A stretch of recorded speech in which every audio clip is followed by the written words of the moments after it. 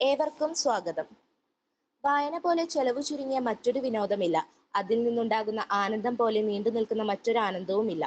Lady മോൺദേശിന്റെ ഈ വരികളോടുകൂടി ഇന്നത്തെ വ്യാഴാഴ്ച വായനാഴ്ചയിലേക്ക് ഏവർക്കും സ്വാഗതം. SNM training college Moothakunnam literary ക്ലബും ലിറ്റററി റീഡർ ഫോറവും സംയുക്തമായി സംഘടിപ്പിക്കുന്ന പ്രതിവാര പുസ്തക നിരൂപണ പരിപാടിയായ വ്യാഴാഴ്ച വായനാഴ്ച എന്ന പരിപാടിയിലേക്ക് ഏവരെയും സ്വാഗതം ചെയ്യുന്നു. സ്വാഗത പ്രസംഗത്തിനായി 1ാം വർഷ BEd ഇംഗ്ലീഷ് വിദ്യാർത്ഥിനിയായ സൗന്ദര്യയെ ക്ഷണിക്കുന്നു. എല്ലാവർക്കും നമസ്കാരം. വായനയുടെ പ്രാധാന്യത്തെക്കുറിച്ച് നമുക്ക് എല്ലാവർക്കും അറിയാം. ഓരോരുത്തരുടെ ബുദ്ധിശക്തിയെ വളർത്തുവാനും ചിന്താരീതിയെ മാറ്റിക്കുറിക്കുവാനും മാനസിക വളർച്ചയെ ഊർജപ്പെടുത്തുവാനും ഭാഷാ നൈപുണ്യത്തെ ഉയർത്തുവാനും വായന സഹായിക്കുന്നു.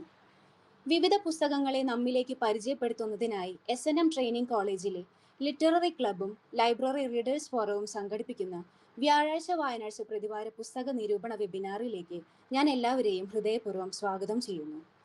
ആദ്യമായി നമ്മുടെ ബഹുമാനപ്പെട്ട പ്രിൻസിപ്പൽ ഡോക്ടർ സുസ്മിത മാമിനെ ഞാൻ സ്നേഹത്തോടെ ഈ പരിപാടിയിലേക്ക് സ്വാഗതം ചെയ്യുന്നു. വ്യാഴാഴ്ച വായനാഴ്ച എന്ന പരിപാടിയുടെ ടീച്ചർ കോർഡിനേറ്റേഴ്സ് ആയിട്ടുള്ള ഡോക്ടർ കൃഷ്ണകുമാർ സാറിനെയും ഡോക്ടർ ഹീര മാമിനെയും ഹൃദയപൂർവ്വം ഈ പരിപാടിയിലേക്ക് സ്വാഗതം ചെയ്യുന്നു. നമ്മൾ ഇന്നിവിടെ പരിചയപ്പെടുവാൻ പോകുന്ന പുസ്തകം ജൂലിയ തോമസിന്റെ അനുരാഗ ലോലഗാത്രി എന്ന നോവലാണ്. ജൂലിയ മാമിനെയും ഈ പരിപാടിയിലേക്ക് സ്വാഗതം ചെയ്യുന്നു. പുസ്തക നിരൂപണത്തിനായി എത്തിച്ചേർന്നിരിക്കുന്നത് 1ാം വർഷ BEd ഫിസിക്കൽ സയൻസ് വിദ്യാർത്ഥിനി സൗഭാഗ്യ K ഉണ്ണിയാണ്. സൗഭാഗ്യയെയും ഈ പരിപാടിയിലേക്ക് സ്വാഗതം ചെയ്യുന്നു. ഈ പരിപാടി ശ്രവിക്കുന്നതിനും വായനാനുഭവങ്ങൾ പങ്കുവയ്ക്കുന്നതിനുമായി ഈ മീറ്റിൽ ജോയിൻ ചെയ്ത എല്ലാ പുസ്തക സ്നേഹികളെയും ഒരിക്കൽ കൂടി സ്വാഗതം ചെയ്തുകൊണ്ട് നിർത്തുന്നു. നന്ദി. ശ്രീമതി ജൂലിയ തോമസിന്റെ അനുരാഗ ലോലഗാത്രി എന്ന പുസ്തകം നിരൂപണം നടത്തുന്നതിന് 1ാം വർഷ BEd ഫിസിക്കൽ സയൻസ് വിദ്യാർത്ഥിനിയായ സൗഭാഗ്യ K ഉണ്ണിയെ ക്ഷണിക്കുന്നു.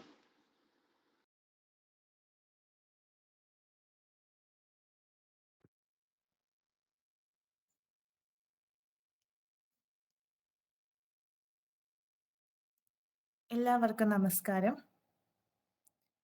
ഓരോ പുസ്തകവും വായനക്കാരന് വ്യത്യസ്തമായ അനുഭവങ്ങളും തിരിച്ചറിവുകളുമാണ് നൽകുന്നത്. ഒരു പുസ്തകം വായിക്കുക എന്നത് ചെറിയൊരു കാര്യമല്ല. വായന മൂല്യശാലിയായ അറിവ് നേടുന്നതിനുള്ള പ്രധാന മാർഗങ്ങളിലൊന്നാണ്.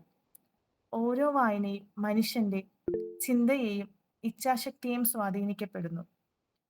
ഒരു പുസ്തകം വായിച്ചു എന്ന് പറയുന്നതിലൂടെ ആ പുസ്തകത്തിലെ കഥകൾ, ജീവിതങ്ങൾ, വ്യക്തികൾ, സന്ദർഭങ്ങൾ, സാഹചര്യങ്ങൾ എല്ലാം നമ്മുടെ ഉള്ളിൽ എത്രത്തോളം നിലകൊള്ളുന്നു, അവ നമ്മളിൽ ചെലുത്തിയ സ്വാധീനം, ഇതെല്ലാം അർത്ഥമാക്കുന്നു.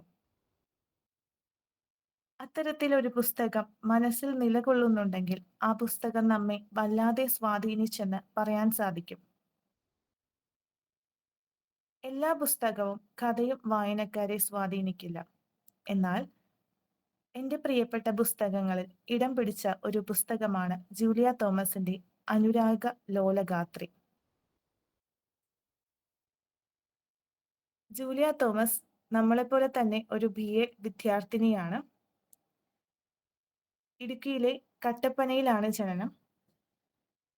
Upputhara saint Philomena's higher secondary സ്കൂളിൽ നിന്ന് സ്കൂൾ വിദ്യാഭ്യാസവും ചങ്ങനാശ്ശേരി അസംഷൻ കോളേജിൽ നിന്ന് ഇംഗ്ലീഷിൽ ബിരുദവും Kozhikode Dayapuram arts and science കോളേജിൽ നിന്ന് ബിരുദാനന്തര ബിരുദവും നേടി. ഇപ്പോൾ Lebakkada John Paul memorial teacher education കോളേജിൽ BEd വിദ്യാർത്ഥിനിയാണ്. ഇനി ഈ പുസ്തകത്തിലേക്ക് കടക്കാം. ഓരോ പ്രണയവും ഓരോ യാത്രയാണ്. ചിലത് ലക്ഷ്യസ്ഥാനത്ത് എത്തിച്ചേരും, എന്നാൽ മറ്റു ചിലത് പാതി വഴിയിൽ പൊലിയും. യാത്രകൾ എന്നും മറക്കാനാവാത്ത അനുഭവങ്ങൾ സമ്മാനിക്കും. ഓരോ യാത്രയും വ്യത്യസ്തമാണ്. ചില യാത്രകൾ കഴിഞ്ഞുപോയ ജീവിതത്തിന്റെ ഓർമ്മപ്പെടുത്തൽ കൂടിയാണ്. യാത്രയും പ്രണയവും പലർക്കും ലഹരിയാണ്. ഓരോ യാത്രയും അത് ചെറുതോ വലുതോ ആകട്ടെ, മറക്കാനാവാത്ത നല്ലതും ചീത്തയുമായ അനുഭവങ്ങൾ യാത്രികന് നൽകുന്നു. തന്റെ കോളേജ് പഠനകാലത്തെ ട്രെയിൻ യാത്രയിൽ സഹയാത്രികനോട് തോന്നിയ പ്രണയത്തിന്റെ അതിതീക്ഷ്ണമായ യാഥാർത്ഥ്യങ്ങൾ വെളിവാക്കുന്ന നോവലാണ് അനുരാഗലോലഗാത്രി. ഈ യാത്രയിൽ പ്രണയത്തിന്റെ കയ്പും സൗഹൃദത്തിന്റെ മധുരവും നിരവധി സ്വപ്നങ്ങളും പ്രതീക്ഷകളും നിറഞ്ഞ അനുഭവങ്ങളാണ് കഥയിൽ വെളിവാക്കുന്നത്. കഥയുടെ കേന്ദ്ര കഥാപാത്രങ്ങൾ ചാരുലതയും ജിത്തുവുമാണ്. ദേവികയും രാഹുലും വിഷ്ണുവും എല്ലാം കഥയിൽ വളരെ വലിയൊരു പങ്ക് വഹിക്കുന്നുണ്ട്. പ്രണയത്തിന്റെ സൂക്ഷ്മതകളിലൂടെ കഥാനായിക നടത്തുന്ന യാത്രയിൽ പല പ്രതീക്ഷകളും മോഹങ്ങളും നിറഞ്ഞതാണ്. ഈ യാത്രയിൽ അവർ തമ്മിലുള്ള ബന്ധം എങ്ങനെ മാറുന്നു, സാമൂഹിക സങ്കല്പങ്ങൾ അവരുടെ ജീവിതത്തെ എങ്ങനെ ബാധിക്കുന്നു എന്നിവ നോവലിൽ വിശദീകരിക്കുന്നു. വെറും ഒരു നാട്ടിൻപുറത്തുകാരിയാണ് ചാരുലത. അച്ഛനെയും അമ്മയെയും മാത്രം അനുസരിച്ച് പഠനത്തിൽ മാത്രം ശ്രദ്ധ കേന്ദ്രീകരിച്ച് ജീവിക്കുന്ന ഒരു പെൺകുട്ടി. ഇതുവരെയും ആരോടും പ്രണയമോ ഇഷ്ടമോ തോന്നാത്തൊരു കുട്ടി. എന്നാൽ തന്നെ വലിയൊരു അപകടത്തിൽ നിന്നും ജീവൻ രക്ഷിച്ച സഹയാത്രികനോട് തോന്നിയ ബഹുമാനമോ അതോ ആകർഷണമോ അത് അതിതീവ്രമായ പ്രണയത്തിലേക്ക് വഴിതെളിക്കുന്നു. ജീവിത സാഹചര്യങ്ങളോട് വളരെയധികം പടവെട്ടി ജീവിതത്തിലെ നഷ്ടങ്ങളെ ഓർത്ത് വിലപിക്കുന്നതും ജീവിതത്തിൽ ഒരുപാട് സ്വപ്നങ്ങളുള്ള ഒരു ചെറുപ്പക്കാരനാണ് ജിത്തു. തന്റെ കുറവുകളെല്ലാം അറിഞ്ഞിട്ടും തന്നെ ജീവനേക്കാൾ ഏറെ സ്നേഹിക്കുന്ന ചാരുലതയുടെ ജിത്തുവിന്റെ പ്രണയമാണ് അനുരാഗലോലഗാത്രി. സുഹൃത്ത് ബന്ധവും സൗഹൃദവും അന്യം നിന്നു പോകുന്ന കാലത്ത് സൗഹൃദത്തിന്റെയും പ്രണയത്തിന്റെ മൂല്യം കഥയിൽ വ്യക്തമാക്കി തരുന്നു. കാത്തിരിപ്പിന്റെയും വിരഹത്തിന്റെയും വേദന അറിയാതെ എങ്ങനെയാണ് ഒരു പ്രണയം പൂർണ്ണമാകുന്നത്? ഒരു പ്രണയം പൂർണ്ണമാകുന്നത് ഉള്ളിൽ നീറ്റൽ അനുഭവിക്കുമ്പോഴാണ്. ലോങ് ഡിസ്റ്റൻസ് ലവ് എന്നൊക്കെ അത്തരം കാത്തിരിപ്പിനെ ഇന്ന് വിശേഷിപ്പിക്കാറുണ്ട്. എന്നാൽ തമ്മിൽ കാണാതെയും സംസാരിക്കാതെയും യാതൊരുവിധ വിവരവുമില്ലാതെ രണ്ടുപേർ തമ്മിൽ 10 കൊല്ലം നീണ്ട കാത്തിരിപ്പിൽ ഇത്രത്തോളം പ്രണയിക്കാൻ എങ്ങനെ സാധിക്കും? എന്നാൽ ആ കാത്തിരിപ്പ് അവസാനിക്കുന്നത് ഒരു അപകടത്തിലായാലോ? അത് നൽകുന്ന വേദന കഠിനമാണ്. നോവൽ വായിക്കുന്ന ഓരോ വായനക്കാരിലും ആ വേദന അതിന്റെ കാഠിന്യഭാവത്തിൽ പ്രതിഫലിപ്പിക്കാൻ എഴുത്തുകാരിക്ക് കഴിഞ്ഞു. വളരെ നിസ്സാരമായി മാത്രം കാണുന്ന ഒരു ബന്ധം, അല്ലെങ്കിൽ ഒരു ആകർഷണം മാത്രമായി തോന്നാവുന്ന ഒരു ബന്ധത്തെ ഇത്തരത്തിൽ പ്രണയത്തിന്റെ ആഴക്കടലിൽ വിഷാദത്തിന്റെ ആഴങ്ങൾ എറിയപ്പെട്ട രണ്ടുപേർ വിഷാദത്തിന്റെ ആഴങ്ങളിൽ തമ്മിൽ എന്നെങ്കിലും കാണുമെന്ന പ്രതീക്ഷയും പ്രണയത്തിന്റെ തീഷ്ണതയുമായി ഉയർത്തെഴുന്നേറ്റ് കരയാടിയാൻ ശ്രമിക്കുകയാണ് ചാരുവും ജിത്തുവും. എന്നാൽ വിധി മറ്റൊന്നായിരുന്നു. കഥ വായിക്കുന്ന ഓരോ വായനക്കാരെയും അത് വല്ലാതെ നൊമ്പരപ്പെടുത്തുന്നു. ഒന്നിനും ആർക്കും വേണ്ടിയും കാത്തുനിൽക്കാത്ത ഇന്നത്തെ മനുഷ്യരുള്ള സമൂഹത്തിൽ എങ്ങനെയാണ് യാതൊരുവിധ അറിവുമില്ലാതെ ഒരാൾക്ക് വേണ്ടി 10 കൊല്ലം വരെ കാത്തിരിക്കാൻ കഴിയുക എന്നത് കഥ വായിക്കുന്ന ഓരോ വായനക്കാരെയും അതിശയിപ്പിക്കുന്നു. വെറും കുറച്ചു ദിവസങ്ങൾ നീണ്ടുനിന്ന ഒരു ബന്ധം, 10 കൊല്ലത്തിന്റെ കാത്തിരിപ്പും വേദനയുമാണ് ചാരുവിനും ജിത്തുവിനും അത് സമ്മാനിച്ചത്. ജിത്തുവിന്റെ വിവാഹം കഴിഞ്ഞെന്നറിയുന്ന നിമിഷത്തിൽ പോലും അത് വിശ്വസിക്കാനോ അവനെ കുറ്റപ്പെടുത്താനോ ചാരു നിന്നില്ല. മറിച്ച് അവൻ ഒരിക്കലും അങ്ങനെ ചെയ്യില്ലെന്നും ഇനി അഥവാ ചെയ്തിട്ടുണ്ടെങ്കിൽ അവന്റെ സാഹചര്യം കൊണ്ടാകുമെന്ന് ചാരു വിശ്വസിച്ചു. ഒന്നിക്കാൻ മാത്രമല്ലാതെ ഒരാളെ അതിമനോഹരമായി പ്രണയിക്കാൻ സാധിക്കും എന്ന പ്രണയത്തിന്റെ മറ്റൊരു മുഖവും എഴുത്തുകാരി വായനക്കാരന് സമ്മാനിക്കുന്നു. ഒരിക്കലും ഒന്നിക്കില്ലെന്നറിഞ്ഞിട്ടും സ്വന്തമാക്കാൻ കഴിഞ്ഞില്ലെന്നറിഞ്ഞിട്ടും മനോഹരമായി പ്രണയിക്കാൻ സാധിക്കുക എന്നത് ചെറിയൊരു കാര്യമല്ല. തേപ്പിന്റെയും സിറ്റുവേഷൻഷിപ്പിന്റെയും ഒന്ന് പോയാൽ മറ്റൊന്ന് എന്ന് ചിന്തിക്കുന്ന സമൂഹത്തിൽ ഇത്തരം പ്രണയം നൽകുന്ന മൂല്യം വളരെ വലുതാണ്. സ്വന്തമാക്കൽ മാത്രമല്ല, വിട്ടുകൊടുക്കൽ കൂടിയാണ് പ്രണയമെന്നും പറയാതെ പറയുന്നുണ്ട്. പലരുടെയും ജീവിതത്തിലും ഇത്തരത്തിലുള്ള വിട്ടുകൊടുക്കൽ അല്ലെങ്കിൽ പ്രണയം ഭവിച്ചേക്കാം. ഈ ഒരു പുസ്തകം വായനക്കാർക്ക് നിരവധി ചിന്തകളും അറിവുകളും നൽകുന്നുണ്ട്. പ്രണയവും വിരഹവും കാത്തിരിപ്പും സൗഹൃദവും എല്ലാം വളരെ മനോഹരമായി തന്നെ ഈ നോവലിൽ ചിത്രീകരിച്ചിട്ടുണ്ട്. അതുകൂടാതെ സമൂഹത്തിൽ നിലകൊള്ളുന്ന ഒരു പാട്രിയാർക്കൽ സൊസൈറ്റിയുടെ നേർചിത്രവും നോവൽ വ്യക്തമാക്കുന്നു. അച്ഛനെ മാത്രം അനുസരിച്ച് ജീവിക്കുന്ന ഒരമ്മ. അമ്മയ്ക്ക് യാതൊരുവിധ അഭിപ്രായങ്ങളും പറയുവാൻ അവകാശമില്ല. സ്വന്തമായി വരുമാനം ഇല്ലാത്തതിനാൽ അനുഭവിക്കേണ്ടി വന്ന യാതനകൾ ഒന്നും സ്വന്തം മകൾ ഒരിക്കലും അനുഭവിക്കരുതെന്ന് ആ അമ്മ ആഗ്രഹിക്കുന്നുണ്ട്. ജാതിയുടെയും മതത്തിന്റെയും നാടിന്റെയും ഭാഷയുടെയുമെല്ലാം അന്തരവ് വളരെ വ്യക്തമായി തന്നെ സമൂഹത്തിൽ നിലകൊള്ളുന്നു എന്നത് നോവൽ വായനക്കാരന് മുന്നിൽ കാഴ്ചവെക്കുന്നു. കുറവുകളുള്ളവരെ ചേർത്ത് നിർത്താൻ പഠിപ്പിക്കുന്ന സമൂഹം ജീവിതത്തിൽ അത്തരം കുറവുകൾ കടന്നു വരുമ്പോൾ അതെല്ലാം മറന്ന് മനുഷ്യർ കുറവുകളുടെ ഉച്ചനീചത്വത്തിൽ സ്വയം മുങ്ങിത്താഴുന്നു. എത്രയൊക്കെ വിദ്യാഭ്യാസമുണ്ടായാലും മനുഷ്യർ ഇന്നും ഇത്തരം കാഴ്ചപ്പാടുകളിൽ നിന്ന് കരകയറാൻ താല്പര്യം കാണിക്കുന്നില്ല. എന്നാൽ ഒളിച്ചോട്ടവും രജിസ്റ്റർ മാരേജും സ്ഥിരം കാഴ്ചയായ ഇന്നത്തെ സമൂഹത്തിൽ വളർത്തി വലുതാക്കിയ അച്ഛനോടും അമ്മയോടും യാതൊരുവിധ വിരോധവും നിഷേധത്തരവും കാണിക്കാതെ കാലത്തിനും കാത്തിരിപ്പിനും വിധിക്കും വിട്ടുകൊടുത്തു ചാരുവും ജിത്തുവും. എന്നാൽ സ്വയം ഒന്ന് ഉയർത്തെഴുന്നേൽക്കാൻ ചാരുവിനോ ജിത്തുവിനോ സാധിച്ചിരുന്നെങ്കിൽ അവരുടെ ജീവിതം വിധിക്ക് വിട്ടുകൊടുക്കേണ്ടി വരില്ലായിരുന്നു. ഒരു മകളുടെയും മകന്റെയും സഹോദരിയുടെയും സഹോദരന്റെയും ധർമ്മവും കർമ്മവും വളരെ ഭംഗിയായി ചാരുവും ജിത്തുവും നിർവഹിച്ചു. എന്നാൽ നല്ല ബാധയുടെ ധർമ്മം പുലർത്താൻ 10 കൊല്ലം വരെ കാത്തിരിക്കേണ്ടി വന്നു. എങ്കിൽ വിധി അവരുടെ മുന്നിൽ മറ്റൊന്നായിരുന്നു സമ്മാനിച്ചത്. ഇവിടെ നായികക്ക് ജിത്തുവിനോടുള്ള സ്നേഹത്തെക്കാൾ ഏറെയായിരുന്നു സ്വന്തം കുടുംബത്തോടുള്ള കടപ്പാടും അനുസരണയുമെന്ന് നോവൽ വായിക്കുന്ന വായനക്കാരൻ ചിന്തിച്ചേക്കാം.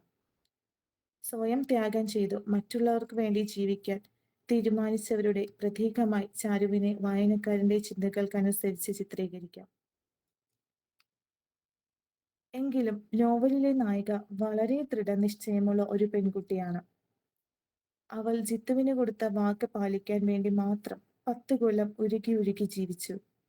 ജിത്തുവും അതുപോലെ തന്നെ അവളെ മാത്രം തന്റെ നല്ല പാതയായി കണ്ടുകൊണ്ട് ജീവിച്ചു. ഓരോ വാതിലുകൾ അടയുമ്പോഴും ഏതെങ്കിലും ഒരു വാതിൽ തനിക്കായി തുറക്കുമെന്ന് ചാരു വിശ്വസിച്ചു. ജിത്തുവിന്റെ വിവാഹം കഴിഞ്ഞെന്ന് പറഞ്ഞിട്ട് പോലും അവൾ അവളുടെ വിശ്വാസത്തെയും ജിത്തുവെയും അവന്റെ ഓർമ്മയെയും മുറുകെ പിടിച്ച് ജീവിച്ചു. താൻ കേട്ടതൊന്നും സത്യമല്ലെന്നറിഞ്ഞ നിമിഷം തനിയെ അവനെ തേടി യാത്ര തിരിച്ചു ചാരു. സ്വന്തം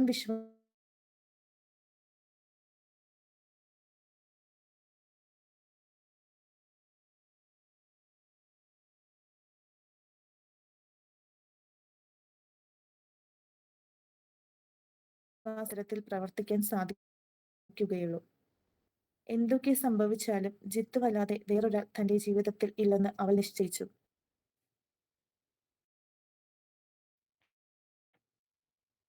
ജിത്തുവും ചാരു അല്ലാതെ മറ്റൊരു പെൺകുട്ടി തന്റെ ജീവിതത്തിൽ ഇല്ലെന്ന് അവനും തീരുമാനിച്ചു. അറിയുമായിരുന്നിട്ടും പ്രണയിക്കാൻ നിശ്ചയിച്ച അവരുടെ തീരുമാനം തന്നെ ദൃഢനിശ്ചയത്തെ ചൂണ്ടിക്കാണിക്കുന്നു. ചാരുവും ജിത്തുവും കൂടാതെ കഥയിൽ വലിയൊരു പങ്ക് വഹിക്കുന്നത് ഇവരുടെ സുഹൃത്തുക്കളാണ്, ദേവികയും രാഹുലും വിഷ്ണുവും. ഇവരുടെ സുഹൃത്ത് ബന്ധവും സൗഹൃദവും നോവൽ വായിച്ച വായനക്കാരന്റെ മനസ്സിൽ നിറഞ്ഞു നിൽക്കും. കഥയിലുടനീളം പ്രണയത്തോടൊപ്പം യാത്രയ്ക്കും വലിയ സ്ഥാനമാണ് എഴുത്തുകാരി നൽകിയിരിക്കുന്നത്. യാത്രകൾ എല്ലാത്തിന്റെയും തുടക്കമാകാം, അല്ലെങ്കിൽ എല്ലാത്തിന്റെയും ഒടുക്കമാകാം. ഇവിടെ ഒരു യാത്രയിൽ എല്ലാത്തിന്റെയും തുടക്കവും മറ്റൊരു യാത്രയിൽ എല്ലാം അവസാനിക്കുകയും ചെയ്തു. യാത്രയും കാഴ്ചകളും വളരെ മനോഹരമായാണ് നോവലിൽ ചിത്രീകരിച്ചിരിക്കുന്നത്. ട്രെയിനിലൂടെയുള്ള യാത്രയും കാഴ്ചകളും പ്രത്യേക ഒരു അനുഭൂതിയാണ് നൽകുന്നത്. വെറും 10 കൊല്ലത്തെ ജീവിതമാണ് നോവലിൽ ചിത്രീകരിച്ചത്. എന്നാൽ 10 കൊല്ലം എങ്ങനെയാണ് ഒരു മുറിയിൽ മാത്രമായി ജീവിതം തള്ളി നീക്കുക എന്നത് സഹിക്കാവുന്നതിലും അപ്പുറമാണ്. അത് ഒരാളെ മാത്രം ചിന്തിച്ച് ജീവിതം തള്ളി നീക്കുക എന്നത് വളരെയധികം പ്രയാസമാണ്. മറക്കാൻ ശ്രമിക്കുന്തോറും കൂടുതൽ കൂടുതൽ തെളിഞ്ഞു വരുന്ന നൊമ്പരമായി പ്രണയത്തെ വർണ്ണിച്ചിരിക്കുകയാണ് എഴുത്തുകാരി.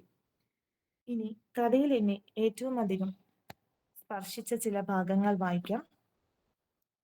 നമ്മുടെ ഈ പ്രണയം നമുക്ക് സന്തോഷത്തെക്കാൾ കൂടുതൽ സങ്കടമാണ് തന്നത്. എന്നാലും ആ സങ്കടത്തെ ഞാൻ വളരെ സന്തോഷത്തോടെ സ്വീകരിച്ചിട്ടുണ്ട്. നിന്നെ കാത്തിരുന്ന ഓരോ ദിവസവും എനിക്ക് നിന്നോടുള്ള സ്നേഹം കൂടി വന്നിട്ടുണ്ട് എന്ന് ചാരു പറയുന്നതിലൂടെ പ്രണയത്തിന്റെ തീവ്രമായ കാഠിന്യത്തെ വെളിപ്പെടുത്തുന്നു. അടുത്തത്, സങ്കടം കൊണ്ട് കരഞ്ഞു കരഞ്ഞ് പിന്നീട് കരയുമ്പോൾ കണ്ണീർ വരാത്ത ഒരവസ്ഥയിൽ നമ്മൾ എത്തും. അന്ന് നമ്മൾ സങ്കടങ്ങളെ സ്നേഹിക്കാൻ തുടങ്ങും, സങ്കടങ്ങളെ ആസ്വദിക്കാൻ തുടങ്ങും എന്ന് കഥയിലെ മാഷിന്റെ പരാമർശം നോവൽ വായിക്കുന്ന ഓരോ വായനക്കാരിലും നായിക അനുഭവിച്ച ദുഃഖത്തിന്റെ വ്യാപ്തി മനസ്സിലാക്കുന്നു. സ്നേഹിച്ചവരെ മറക്കാൻ ശ്രമിച്ചാൽ അത് ഒരിക്കലും സാധിക്കില്ലെന്നും നായിക പറയുന്നത് വളരെ സത്യമായി പലർക്കെങ്കിലും അനുഭവപ്പെടാം. നമ്മുടെ ജീവിതത്തിൽ എവിടെയോ അനുഭവിച്ചതോ അല്ലെങ്കിൽ കണ്ടു മറന്നതുമായ മുഖങ്ങളാകാം ഈ നോവലിലുള്ളത്. ദേവുവായോ, ചാരുവായോ, രാഹുലായോ, വിഷ്ണുവായോ, ജിത്തുവായോ നമ്മൾ പലരും പലരുടെയും അല്ലെങ്കിൽ നമ്മുടെ ജീവിതത്തിൽ കടന്നു ചെന്നിട്ടുണ്ടാകാം. അതുകൊണ്ട് തന്നെ പ്രണയത്തിലുപരി സൗഹൃദത്തെയും പ്രതിഫലിപ്പിക്കുന്നത് കൊണ്ടാകാം ഈ നോവൽ വളരെയധികം ശ്രദ്ധ നേടിയതും വായനക്കാർ നെഞ്ചിലേറ്റിയതും.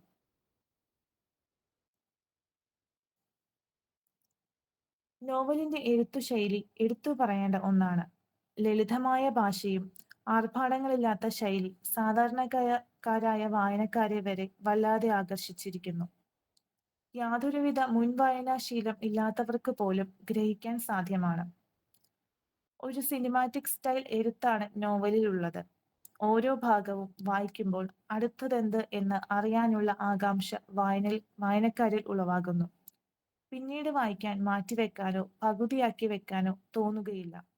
ഒറ്റയിരുപ്പിൽ തന്നെ വായിച്ചു തീർക്കാനുള്ള ഒരു തരം ആകാംക്ഷ വായനക്കാരിൽ ഉളവാകുന്നു. മറ്റൊരു സവിശേഷത ഈ നോവലിൽ ശുഭസമാപ്തിയില്ല എന്നതാണ്. എല്ലാ ആസ്വാദകനും വായനക്കാരനും ഒരു ഹാപ്പി എൻഡിങ് കാണാനാണ് ആഗ്രഹം. ഒരു പക്ഷേ ഒരു ശുഭസമാപ്തി ആയിരുന്നെങ്കിൽ മറ്റു നോവലുകളുടെ കൂട്ടത്തിൽ ഇതും നിലകൊണ്ടേനെ. എന്നാൽ ഇവിടെ ഒരു വിങ്ങലായി ഈ കഥ വായനക്കാരൻ എന്നും ഓർമ്മിക്കും.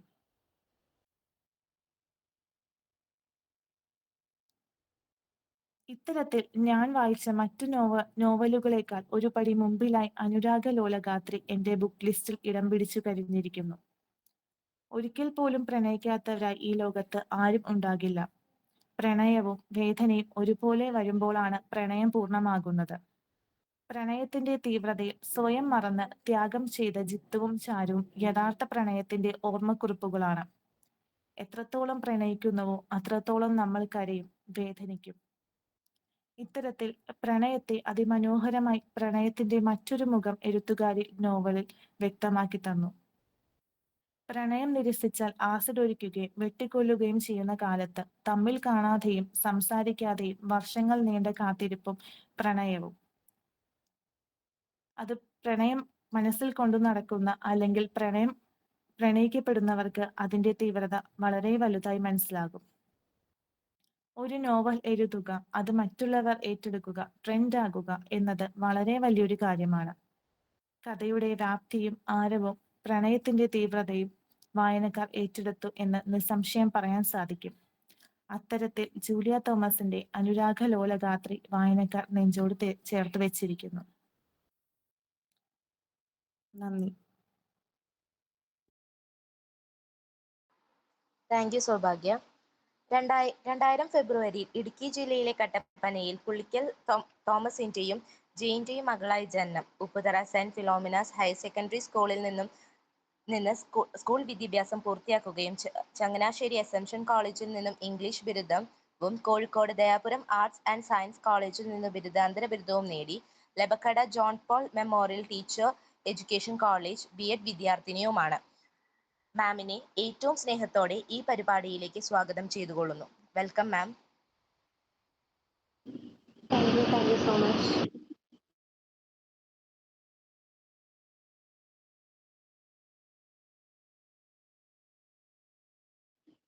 കേൾക്കുന്നുണ്ടോ? ഓക്കെ. ഞാൻ കേട്ടു. സൗഭാഗ്യല്ലേ പറഞ്ഞത്? സൗഭാഗ്യ സംസാരിച്ചത് ഞാൻ കേട്ടു കേട്ടോ. വളരെ നന്നായിട്ടുണ്ടായിരുന്നു. ലൈക്ക് ഇത്രയും നേരം ഒരു ബുക്കിനെ ഡിസ്ക്രൈബ് ചെയ്യാന്ന് പറയുന്നത് ശരിക്കും വലിയ കാര്യമാണ്. അതിന്റെ എല്ലാ പോയിന്റ്സും ലൈക്ക് ഫേവറേറ്റ് ലൈൻസ് തൊട്ട് എന്റെ ബയോഗ്രഫി അതുപോലെ ഓരോ ക്യാരക്ടറിനെയും ഡിഫൈൻ ചെയ്ത് വളരെ വളരെ ഭംഗിയായിട്ട് ചെയ്തിട്ടുണ്ട്. അത് അത്രയും ടൈം എടുത്ത് നന്നായിട്ട് പ്രിപ്പയർ ചെയ്ത സൗഭാഗ്യക്ക് തന്നെ എന്റെ വക കൺഗ്രാറ്റ്സ് കേട്ടോ. അതുപോലെ തന്നെ ഒരുപാട് താങ്ക്സ് ഞാൻ ആദ്യമേ തന്നെ അറിയിക്കുന്നു. അതുപോലെ എന്നെ കോണ്ടാക്ട് ചെയ്ത കൃഷ്ണകുമാർ സാറിനും എന്നെ ഇവിടെ ഇൻവൈറ്റ് ചെയ്ത മാമിനും എല്ലാവർക്കും എന്റെ സ്നേഹത്തിന്റെ ഭാഷയിലൂടെ നന്ദി ഞാൻ അറിയിക്കുന്നു. പിന്നെ ലൈക്ക് നമുക്ക് ഇത് കുറച്ചുകൂടി ഇന്ററാക്റ്റീവ് ആക്കാനാണെങ്കിൽ എന്തെങ്കിലും ക്വസ്റ്റ്യൻസ് പ്രിപ്പയർ ചെയ്തിട്ടുണ്ടെങ്കിൽ ചോദിക്കുകയാണെങ്കിൽ എനിക്കറിയാവുന്ന രീതിയിൽ ഞാൻ ആൻസേഴ്സ് പറയാം. ലൈക്ക് ഞാനും നിങ്ങളുടെ സെയിം ഏജ് ആയിരിക്കും. ഞാനും ഇതുപോലെ ബി.എഡ് പഠിക്കുന്ന ഒരു കുട്ടിയാണ്. എന്റെ സബ്ജക്ട് ഇംഗ്ലീഷ് ആണ്. എന്റെ ഒരു സാർ ഉണ്ട് ഇവിടെ ഏതോ ടീച്ചേഴ്സിന്റെ ഒക്കെ ഒപ്പം PhD ചെയ്തതെന്ന് പറഞ്ഞു, ഡോക്ടർ റോണി എസ് റോബർട്ട്. അപ്പം സാറിനൊക്കെ ഭയങ്കര പ്രൗഡായിരുന്നു ഇതുപോലെ ജോയിൻ ചെയ്യുന്നുണ്ട്, ഇതുപോലെ ഒരു ഇവന്റ് ചെയ്യുന്നുണ്ടെന്നൊക്കെ അറിഞ്ഞപ്പോ പോസ്റ്റർ ഷെയർ ചെയ്തപ്പോ. അപ്പൊ എന്റെ അടുത്ത് ആദ്യമേ പറഞ്ഞത് ഇങ്ങനൊരു എന്തെങ്കിലും ഒരു ഇവന്റ് അവർ ചെയ്യുന്നുണ്ടല്ലോ, so like why can be, നമുക്കും ഇങ്ങനെ ഒരു കാര്യം തുടങ്ങിയാലോ എന്നൊക്കെ എന്റെ അടുത്ത് ചോദിച്ചു. അപ്പം അത് ഒരു പരിധിവരെ ഇത് ഞങ്ങൾക്ക് ഒരു മോട്ടിവേഷൻ ആണ്. അപ്പം ആദ്യം തന്നെ എല്ലാവർക്കും താങ്ക്സ് പറയുന്നു കേട്ടോ. അതിലുപരി ഞാൻ ഒരുപാട് ഹാപ്പിയാണ്. എന്താ പറയാ, ലൈക്ക് നമുക്ക് ഒരുപാട് എന്താ നല്ല ഏജുള്ള ആളുകളോടോ അല്ലെങ്കിൽ പ്രായം കുറഞ്ഞ ആളുകളോടോ നമുക്ക് സംസാരിക്കുമ്പോൾ ഒരു ബുദ്ധിമുട്ടുണ്ടാവും. ബട്ട് സ്റ്റിൽ ഇത് എന്താ നമ്മൾ ഒരു ഏറെക്കുറെ സെയിം ഏജ് ആണ് ഞാൻ വിശ്വസിക്കുന്നത്. അതുകൊണ്ട് തന്നെ നമുക്ക് ഒരുപാട് കാര്യങ്ങൾക്ക് നമുക്ക് കൺവേ ചെയ്യാനൊക്കെ ഒരുപാട് എളുപ്പമായിരിക്കും. എനിക്കാണെങ്കിലും കുറെ ഫ്രീ ആയിട്ട് നിങ്ങളോട് സംസാരിക്കാൻ പറ്റും. അപ്പം നിങ്ങൾക്ക് എന്തെങ്കിലുമൊക്കെ അറിയണം എന്നുണ്ടെങ്കിൽ ചോദിച്ചാൽ മതി. ഇതുപോലെ എഴുതാൻ ഇഷ്ടമുള്ള കുട്ടികൾ ഉണ്ടാവാം, എഴുതിയിട്ട് എങ്ങനെയും പബ്ലിഷ് ചെയ്യണം എന്ന് അറിയാൻ ആഗ്രഹിക്കുന്ന കുട്ടികൾ ഉണ്ടാവാം. അപ്പം ആർക്കെങ്കിലൊക്കെ എന്തെങ്കിലും പറയാനോ ചോദിക്കാനോ ഒക്കെ ഉണ്ടെങ്കിൽ ചോദിക്കാം കേട്ടോ.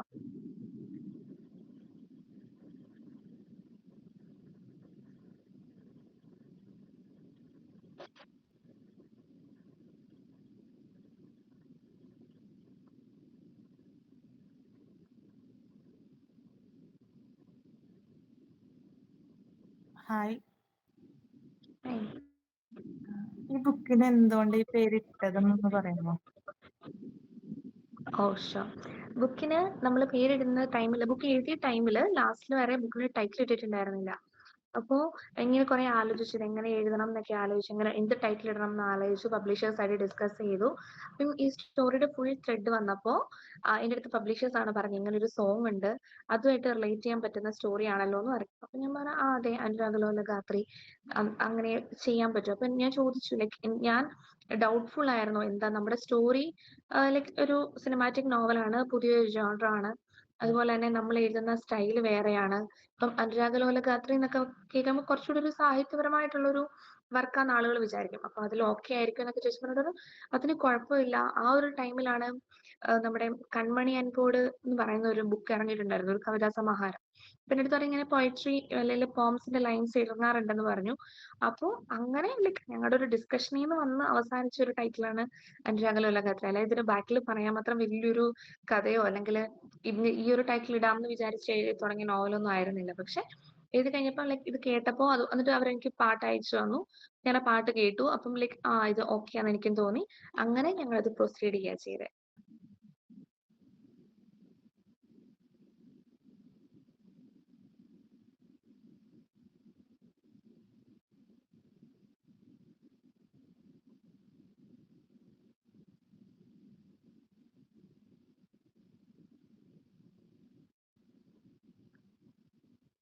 ഇതിൽ ആർക്കെങ്കിലും എഴുതണം എന്ന് ആഗ്രഹം ഉണ്ടെങ്കിലോ അല്ലെങ്കിൽ പബ്ലിഷ് ചെയ്യണം എന്നൊക്കെ ആഗ്രഹം ഉണ്ടെങ്കിൽ ലൈക്ക് ഡെഫിനറ്റ്ലി നിങ്ങൾ എന്താണോ ആഗ്രഹം, ഇപ്പൊ എഴുത്ത് മാത്രമല്ല വേറെ എന്തെങ്കിലുമൊക്കെ ആഗ്രഹമാണ്. എനിക്കറിയാം B.Ed എന്ന് പറയുമ്പോൾ ഭയങ്കര തിരക്കാണ്. യൂണിവേഴ്സിറ്റി കൂടെ ആകുമ്പോൾ ഒരുപാട് എഴുതാനുണ്ട്, വരയ്ക്കാനുണ്ട്, പോർട്ട്ഫോളിയോ ചെയ്യാനുണ്ട്, റെക്കോർഡ് എഴുതാനുണ്ട്, അതെല്ലാം റിട്ടേൺ തന്നെ വേണം, ഇഷ്ടംപോലെ തിരക്കുണ്ടാവും. അപ്പം ഞാനും ഈ ഒരു ടൈം ആയപ്പോൾ എന്റെ എഴുത്തെന്നുള്ള കാര്യത്തിൽ നിന്ന് ഫുള്ള് മാറിയായിരുന്നു. പക്ഷെ എനിക്ക് തന്നെ മനസ്സിലായി നമ്മൾ ഇത് മാത്രമായിട്ട് പോയാൽ ബി.എഡ് പോകുന്നുണ്ട്, അതിനൊപ്പം നമ്മുടെ പാഷൻ കൊണ്ടുപോകാൻ പറ്റിയില്ലെങ്കിൽ നമ്മൾ പഠിക്കുന്നത് കൊണ്ട് മാത്രം ഒരു കാര്യമില്ലല്ലോ. അപ്പോൾ ബി.എഡ് ചെയ്യുമ്പോൾ നമുക്ക് എന്താണ് ഇഷ്ടം, പാട്ടാണോ, ഡാൻസ് ആണോ, എഴുത്താണോ, എന്താണോ അതുകൂടെ നമുക്ക് പാരലലി കൊണ്ടുപോകാൻ പറ്റണം. അതുപോലെ ഇപ്പോൾ കോളേജസിലൊക്കെ നമുക്ക് ഇഷ്ടം പോലെ ഇവന്റ്സ് വരുമല്ലോ. ഇന്ന് ഞങ്ങൾക്ക് കോളേജിൽ വിമൻസ് ഡേയുടെ സെലിബ്രേഷൻ ഉണ്ടായിരുന്നു. അപ്പോൾ നമുക്ക് എസ്സേ റൈറ്റിംഗ് കോമ്പറ്റീഷൻസ് നടക്കുന്നുണ്ട്. അപ്പോൾ അങ്ങനെ നമുക്ക് മാക്സിമം എവിടെ നമുക്ക് കിട്ടുന്നോ അതിൽ എല്ലാം പാർട്ടിസിപ്പേറ്റ് ചെയ്യാം. ഞാൻ അങ്ങനെ ഒരാളാണ്. നമുക്ക് മാറി നിൽക്കുന്ന ഒരാളല്ല ഞാൻ. അപ്പം എന്തൊരു ഇവന്റിന് വിളിച്ചാലും നമ്മൾ കോർഡിനേഷൻ ആയിട്ടും അല്ലെങ്കിൽ അതിന് കോർഡിനേറ്റർ ആയിട്ടോ അല്ലെങ്കിൽ എന്തൊക്കെ പോയിന്റ്സിൽ പോവാമോ അതെല്ലാം നമ്മൾ ചെയ്യും. അത് ചെയ്യാനായിട്ടോ അല്ലെങ്കിൽ വേറൊരാൾക്ക് ചാൻസ് കൊടുക്കുക അങ്ങനെയല്ല കേട്ടോ. പക്ഷെ സ്റ്റിൽ നമുക്ക് എന്തിലാണ് ടാലന്റ് എന്ന് നമ്മൾ അറിയണമെങ്കിൽ നമ്മൾ അതിനെ ഇറങ്ങിത്തിരിക്കണമല്ലോ. അപ്പോൾ നമ്മളൊരു വൺസ് നമ്മൾ പോയി അപ്പൊ നമുക്ക് അതിൽ ടാലന്റ് ഉണ്ടെന്ന് മനസ്സിലാക്കി കഴിഞ്ഞാൽ നമ്മൾ നമ്മുടേതായ ഭാഗത്തുകൂടി നമ്മൾ അത് മുന്നോട്ട് കൊണ്ടുപോകണം.